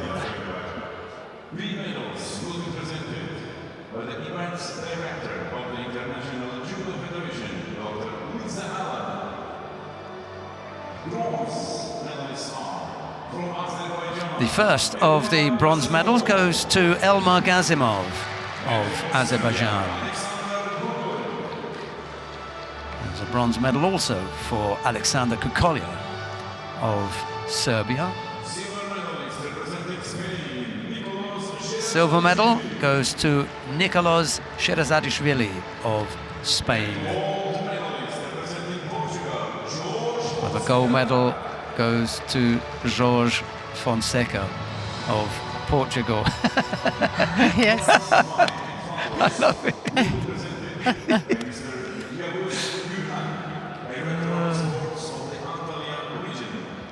Sayın Yavuz Gürhan, Antalya Gençlik ve Spor İl Müdürü, madalya kazanan sporcuların ödül ve çiçeklerini takdim ediyor.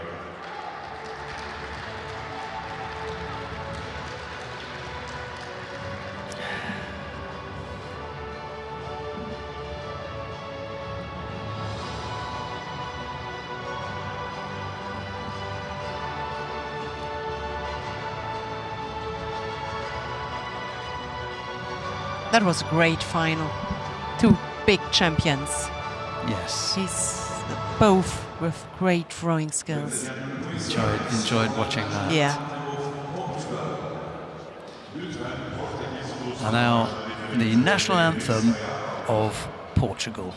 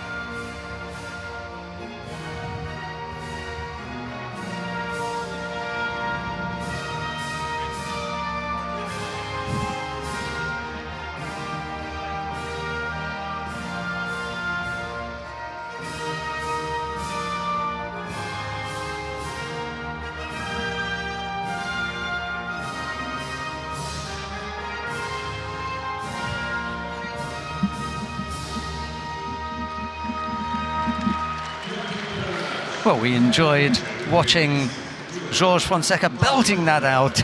Yes. Just as much as he enjoyed singing it. Yeah, that's typical for him. Everything 150%. Fighting, throwing, his emotions, and also singing. George has got his mask off already. He can't wait. He can't wait for the photo opportunity. Yeah. Alexander had to help him out there a little bit. Now they can go back into their own little bubble, and off comes the mask. Gazimov and Kukolya were the bronze medal winners. Sherazadishvili took the silver. It was the laughing man himself, Fonseca, who took the gold, and the shortest man on the podium has the biggest smile. No doubt, yes. Handshakes and hugs all around, why not? Yeah, everyone happy. I'll tell you what, we've seen some happy podiums, haven't we? Yeah, I love that pictures after the awarding ceremony. Who was the only unsmiling medalist that we saw? There was one during the week, well, the last couple of days anyway. Yeah. Well, think about it. We come now to the first of the bronze medal contests in the plus 100 kilo category. Timur Rakimov of Tajikistan goes up against Joseph Terech of France. It'll be Rakimov in the white judogi, Terech in blue, and the referee in the middle for this one is Uwana Babiuk of Romania. There's Annette. Well, actually both haven't met before in a competition. We've just seen the head-to-head was 0-0. Joseph Terech of France lost his semi-final against the number 2 seed here, Guram Tushishvili, former world champion, Olympic medalist.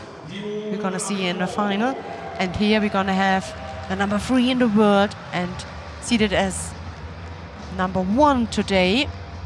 That's the French. Here we're gonna have Temur Rakimov of Tajikistan. So he lost the pool final against a Hungarian, Shibutz Richard. Then won his rubber charge contest against Ushangi Kokauri of Azerbaijan, and now here in the small final, the bronze medal contest.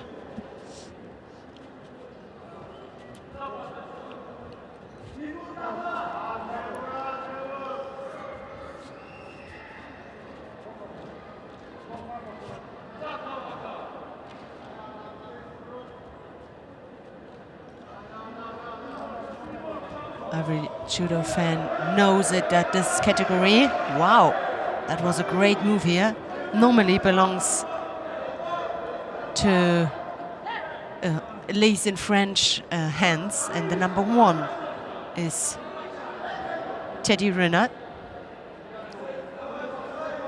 But Joseph Terhek, ranked as 24th in the world ranking, comes after.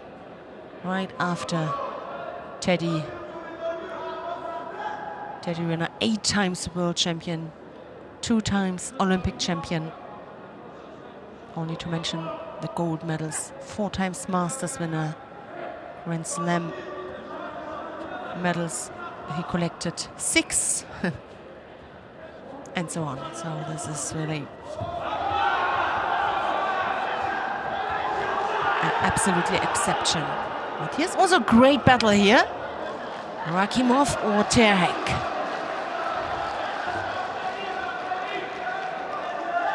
Rakimov is 24 years young. His opponent, 2 years older.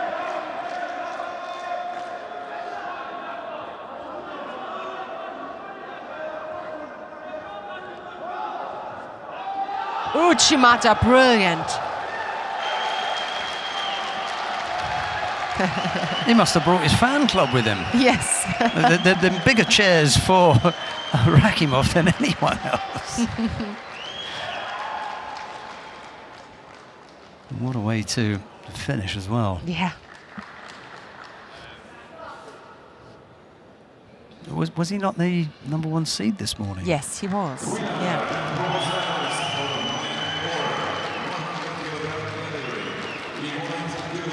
Well, I like to refer to that as a save. If you come in as the number 1 seed and you're expected to, do the job, you don't quite make it, but you do manage to come away with a medal, then you've had a save. Saved the day. Yes. And slaps all round. Yep, Tajikistan, we know where you are now.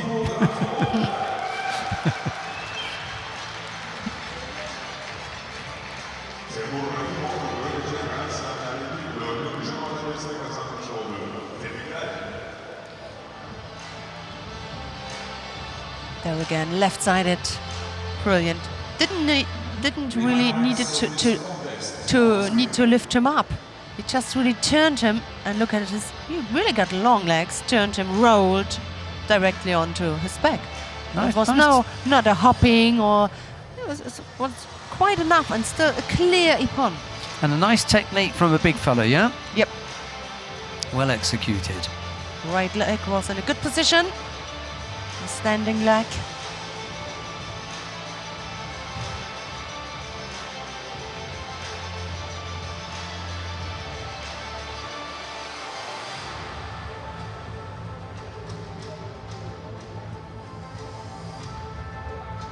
And kisses to the crowd, to his fan club. His fans, yeah. Yes, his fans.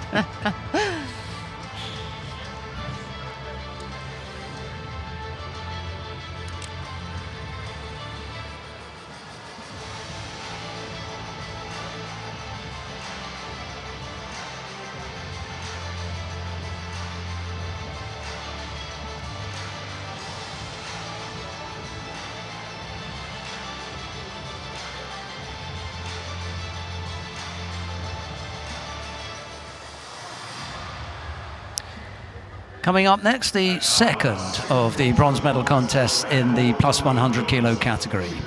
Andy Granda of Cuba goes up against Siboj Richard of Hungary. It'll be Granda in the white judogi, Siboj in blue.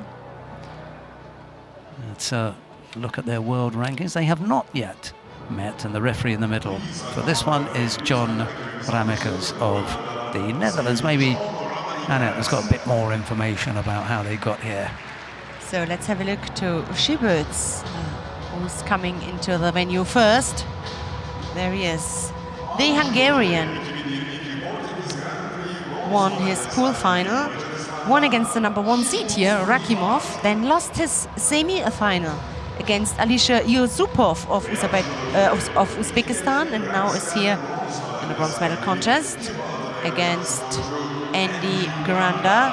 Andy Granda, the Brazilian, lost his pool final to Guram Tushishvili of Georgia, then won one of this repertoire contests that was against the Uzbek fighter Turoboyev of Cuba. Yes, what did I say, Sheldon? Doesn't matter. Yeah. Okay. No, we're good. And now the Cuban is in the bronze medal contest.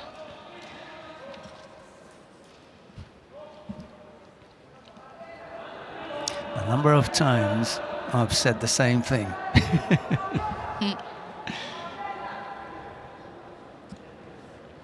Oh, almost. Just lost contact there. Was shaping for the Surikomigoshi, wasn't he? Yeah. Granda.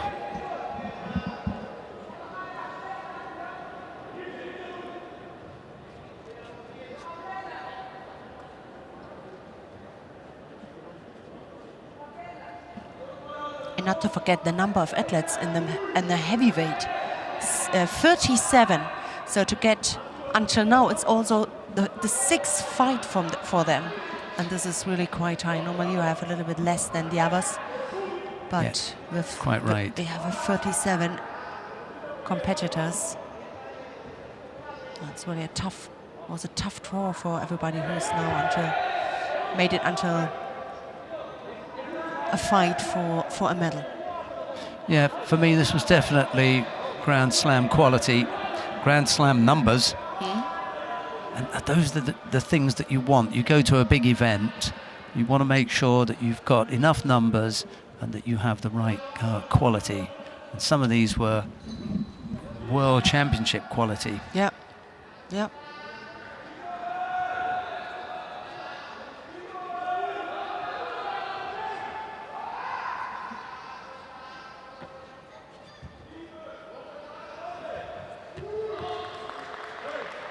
Little bit tentative from Siboj there. Yeah. You know, you really want to be a bit more punchy. It wasn't 100%. Yeah. He just tried to. He didn't want to throw. Yeah, turning in and away from his opponent. Half the contest gone, just a single Shido against Siboj.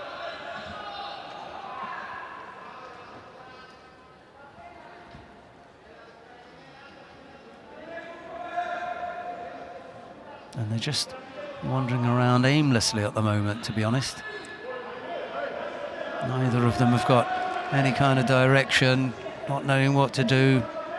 So, given that they're both clueless at the moment, they both pick up penalties. Yeah. And for the Hungarian, already the second penalty. No more penalties allowed here, otherwise he is out. Seems to have lost the plan. Yeah. But what am I out here for? I seem to remember I'm supposed to be doing something. Well, yeah. Let's get it done.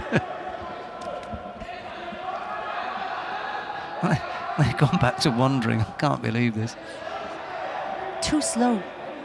And he got throwing skills. He really got a talent, the Hungarian. Got a nice judo. I mean, this suits Granda absolutely. Yeah. A second penalty here to him, and a third penalty would be the end of it. So. And an attack now from him, from the Cuban. Yeah, Siboj has got to know he's got to put something in here. Ungvari Miklos screaming instructions to his man here. He probably realizes he's on the edge. Granda just looking to stroll his way to a bronze medal. You're gonna have to get with it here. Yeah. Richard.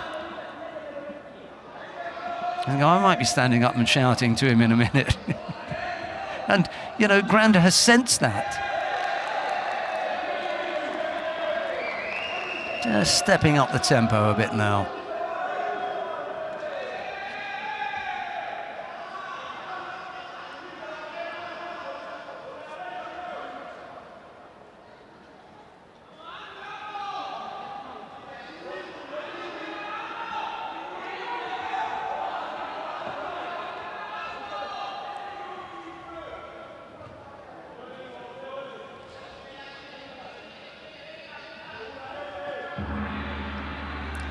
All right, a golden score.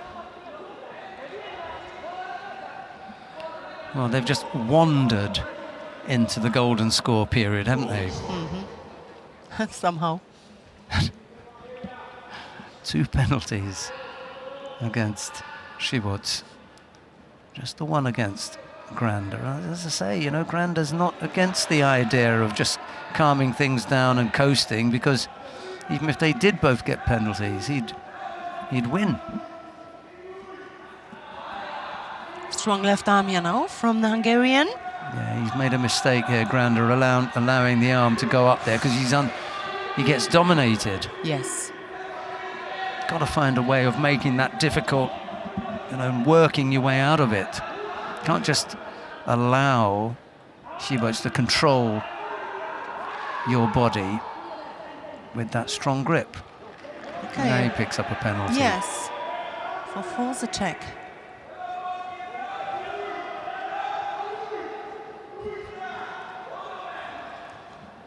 So keep your head high and upright. And hopefully we're going to see a technique, not a third penalty. Uchi. Attempt here from Shibots. Missed that. It's now really up to Granda.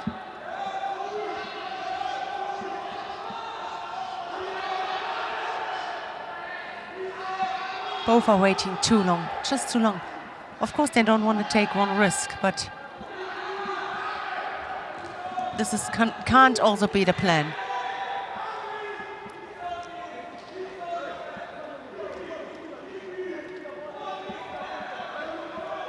Right.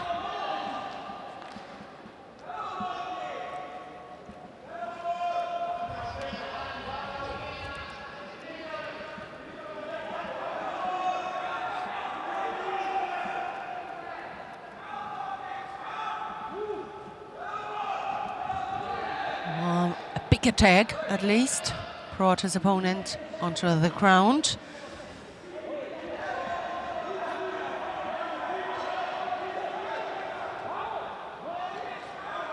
Two minutes of golden score. Granda hasn't really managed this well. You know, if Shibots was going to be a little bit off the pace, you have to recognize that, take advantage of it. You know, you can still steal it with 3 sheeters. Okay, sometimes it's not the most attractive, but you've got to find a way to win. You've got to find a way to come up with something a little bit more, you know, inventive than just coasting. Good reactions from both. Almost, almost, yeah. A little how she was unsettled, the Hungarian, and then almost underneath with the Shimiwaza. You don't expect that kind of speed from the big fellas. You know, if you'd been able to bring that off, you would have said, well, really well done. Yeah.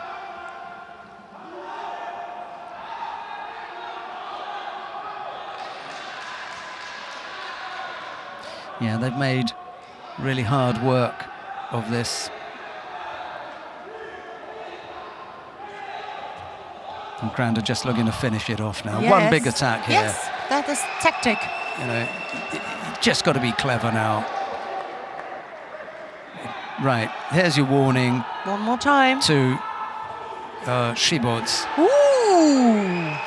And there you go. Yeah, he caught him very low. Yeah, step it up. He deserves it, to be honest. And if you didn't get it for the Wazara, you would have got it for Yeah. being the more attacking of the two. Shibots Richard really was not in that contest. Never really threatened anything, the big fella from Hungary. And he's got, you know, something about him, but it didn't happen today, unfortunately.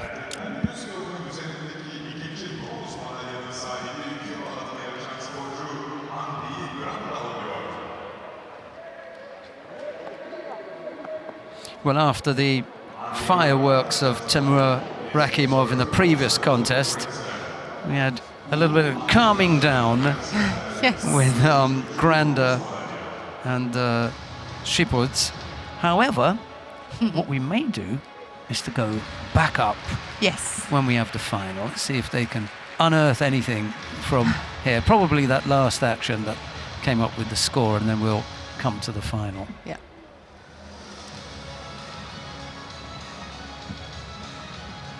There was the last one. Very smooth and softly.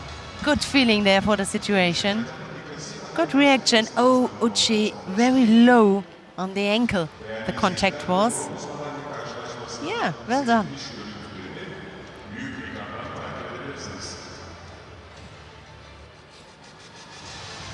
Ah, beautiful. I like this rotation. That work with his left leg.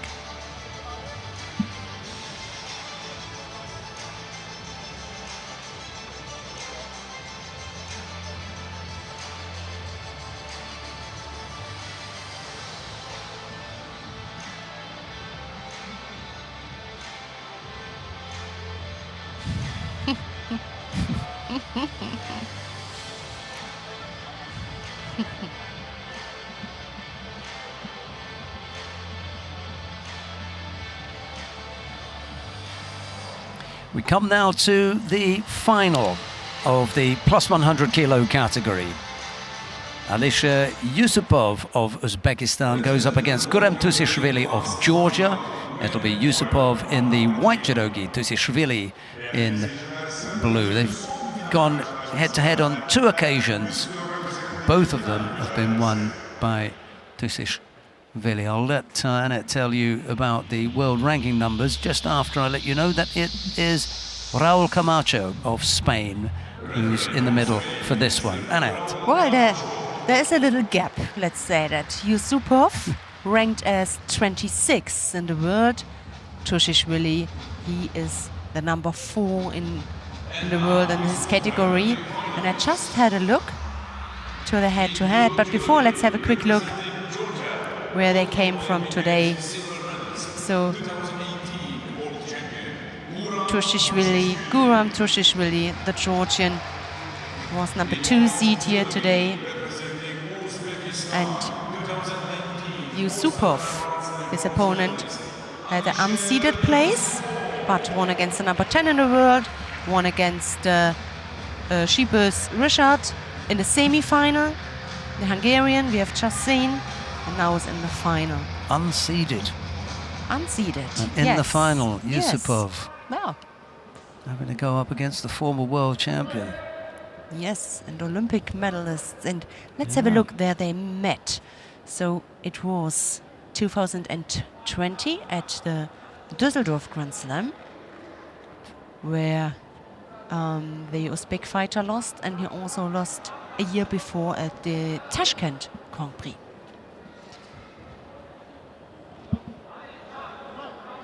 Yes, Yusupov guilty there of breaking up the grip and not keeping one. Yeah, This really was a little bit more clever yeah.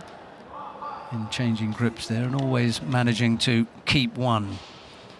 Mind you, it's put him in a slightly difficult position there, and he scored! Yeah, Yeah, got himself into an awkward position. And Yusupov with the Yoko Sutemi waza.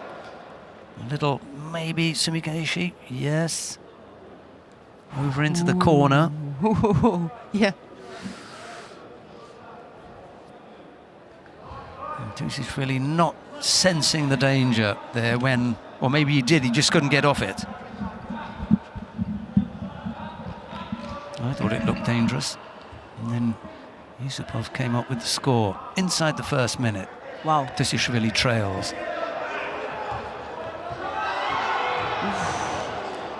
Tricky.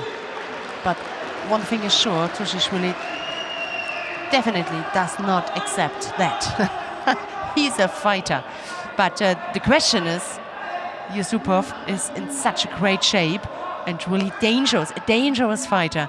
You see this, the way he reacts, and I mean, he has taken the lead. Strong grip here. Uchigari left-sided, nice effort. Yeah.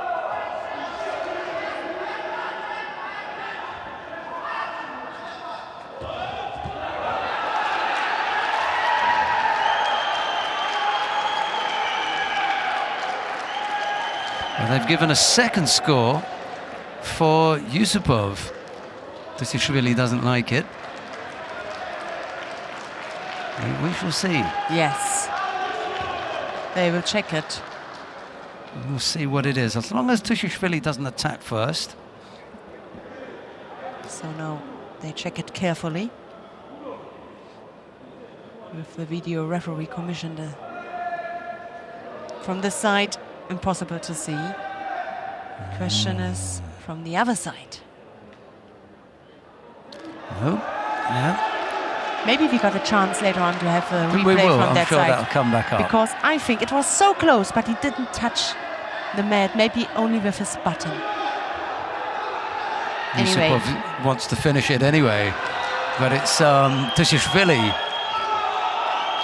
who's going to claim a score. Yeah, but not only to Fall on top of him. you. It's not a throw. So you must be absolutely active with your feet or one of the foot or with your hands and come up with a throw. Not only fall above. Who got the stronger nerves and a better reaction here? Half the contest is gone. There's still chance here and time for the Georgian. Let's see. Yeah, Wow. there it is, Ippon. Oh, that looked so simple, didn't it? Just rolled. Bit of a smile Yes. on Tusishvili's face. He knows how close he came Yes. to losing there. Yeah. And then, as you say, when the finish came, it just looked so neat, so comfortable, easy done. Little tap on the head. Yeah, nice try, mate. Yeah. But, I feel really sorry for his opponent Yeah. because he was happy in such a sweet way. yeah, And yeah, jumping celebrating. around, yes, but I think it was the right decision, but it was so close to Tusishvili.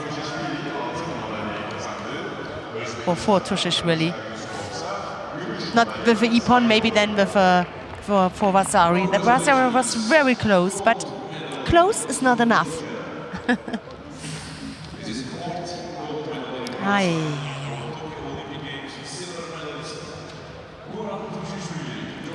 Right, you can tell us, Annette, how many Grand Slam gold medals has Tusishvili racked up now? So 4. Yeah, the fourth. Fourth. Well done. Well done. Yeah. A great finish. Nice bit of work on the belt. That's where he's accustomed to work from. Got underneath his opponent really low and then over the left hip. Yeah. And it was very quick. Showed him a little feint to the back and then took him forward. Yeah. Yeah. The highlights of the last final contest on the screen.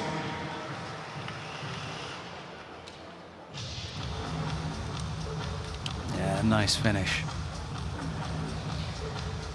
Yes, well, a little bit of a scare for Tusishvili. Yusupov, however, I think is without a doubt one to watch. The Uzbeks have got a heavyweight of some quality there. Just have a quick look and see how old he is as well. That'll be interesting. 23 years.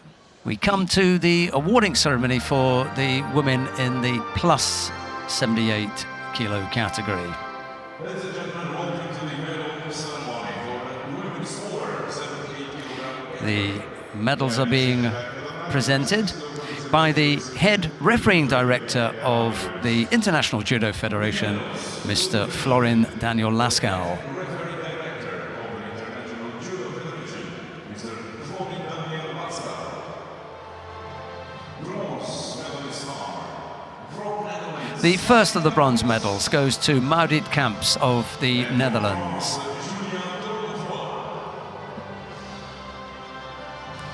There's a bronze medal also for Julia Tolafua of France.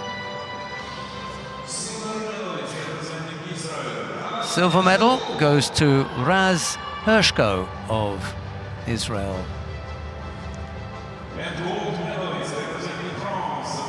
Well, the gold medal goes to Léa Fontaine of France. Prize money and the flowers will be presented by the advisor to the president of the Turkish Judo Federation and member of the EJU Referee Commission. Madalya kazanan sporcuların ödül ve çiçekleri Türkiye Judo Federasyonu Başkan Danışmanı ve Avrupa Judo Birliği Hakem Komisyonu üyesi Sayın Metin Özkan tarafından takdim ediliyor.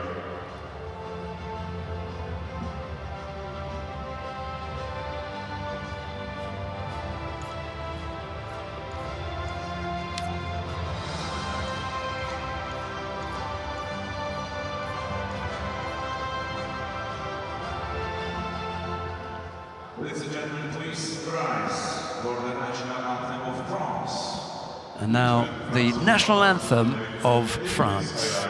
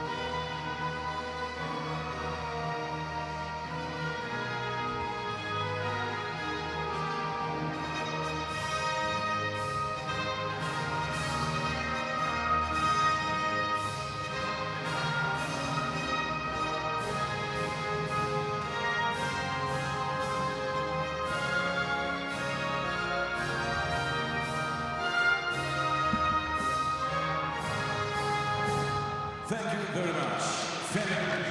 Ladies and gentlemen. Onur gruplarımız ve madalya kazanan sporcularımız halka fotoğrafı çektiriyorlar. Lütfen madalya kazanan sporcuları birlikte alkışlayalım. Kamps and Tolafua were the bronze medal winners. Hershko collected the silver. She's the one with the biggest smile on the podium. Until, of course, Léa Fontaine and Julia Tolafua join in. It was Tolafua who took that bronze. Fontaine was the gold medal winner.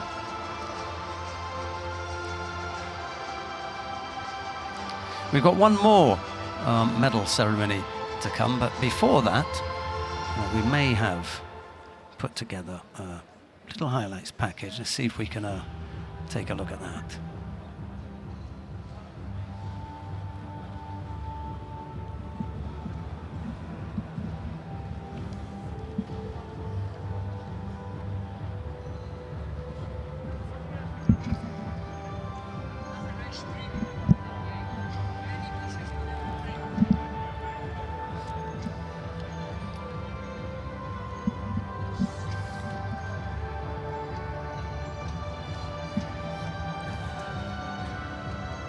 Before we start the lunch awarding ceremony, you can see the highlights of today's final look on the screen.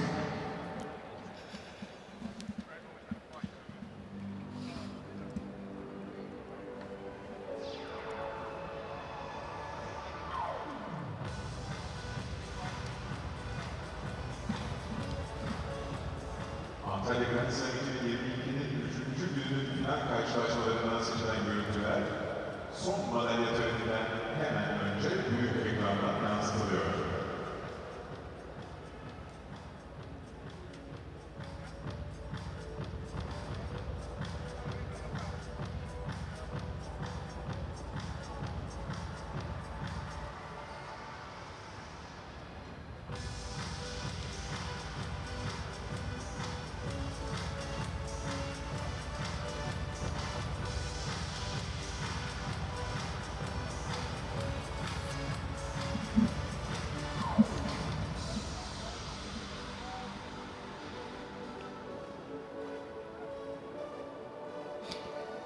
We come now to the awarding ceremony for the men in the plus 100 kilo category.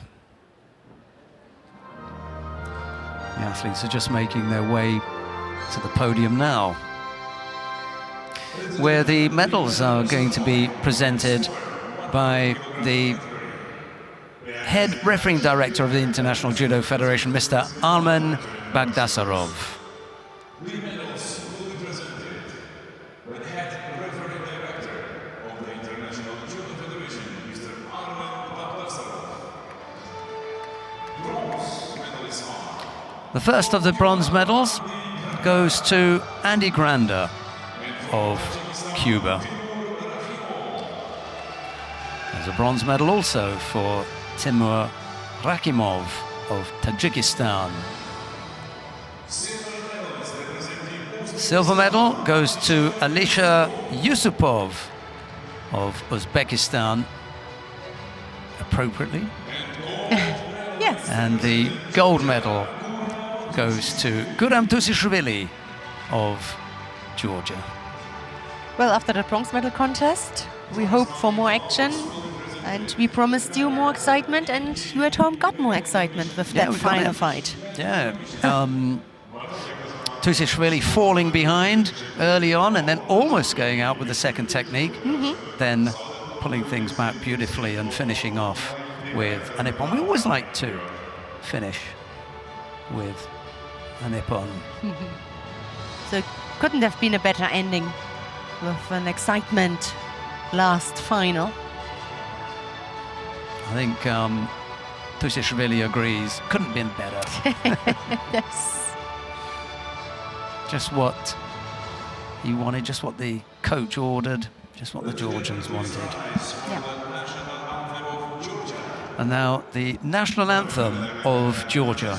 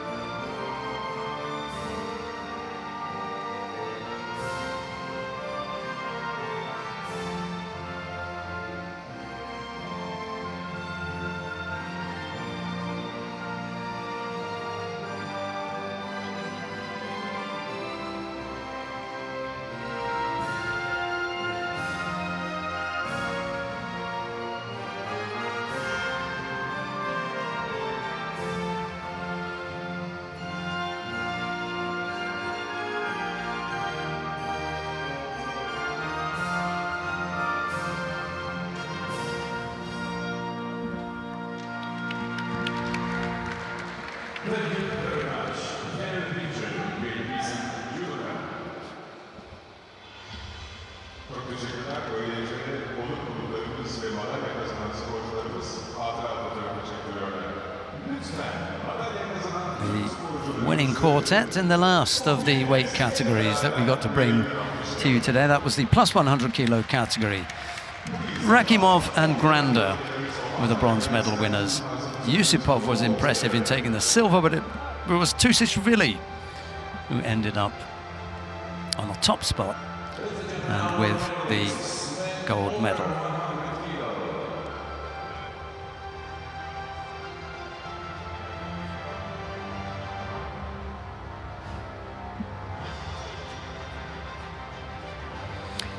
Well, we got time enough to take a look at the medal table and see who it was that ended up on top.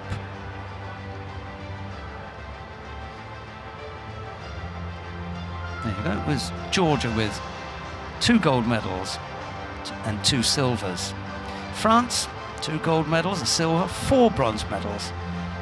And there were gold medals as well for Brazil, Hungary, Mongolia, Portugal, Cuba, the Republic of Moldova, Canada, Germany, Great Britain, and Chinese Taipei. They all ended up with gold medals. Uzbekistan down there, 2 silvers.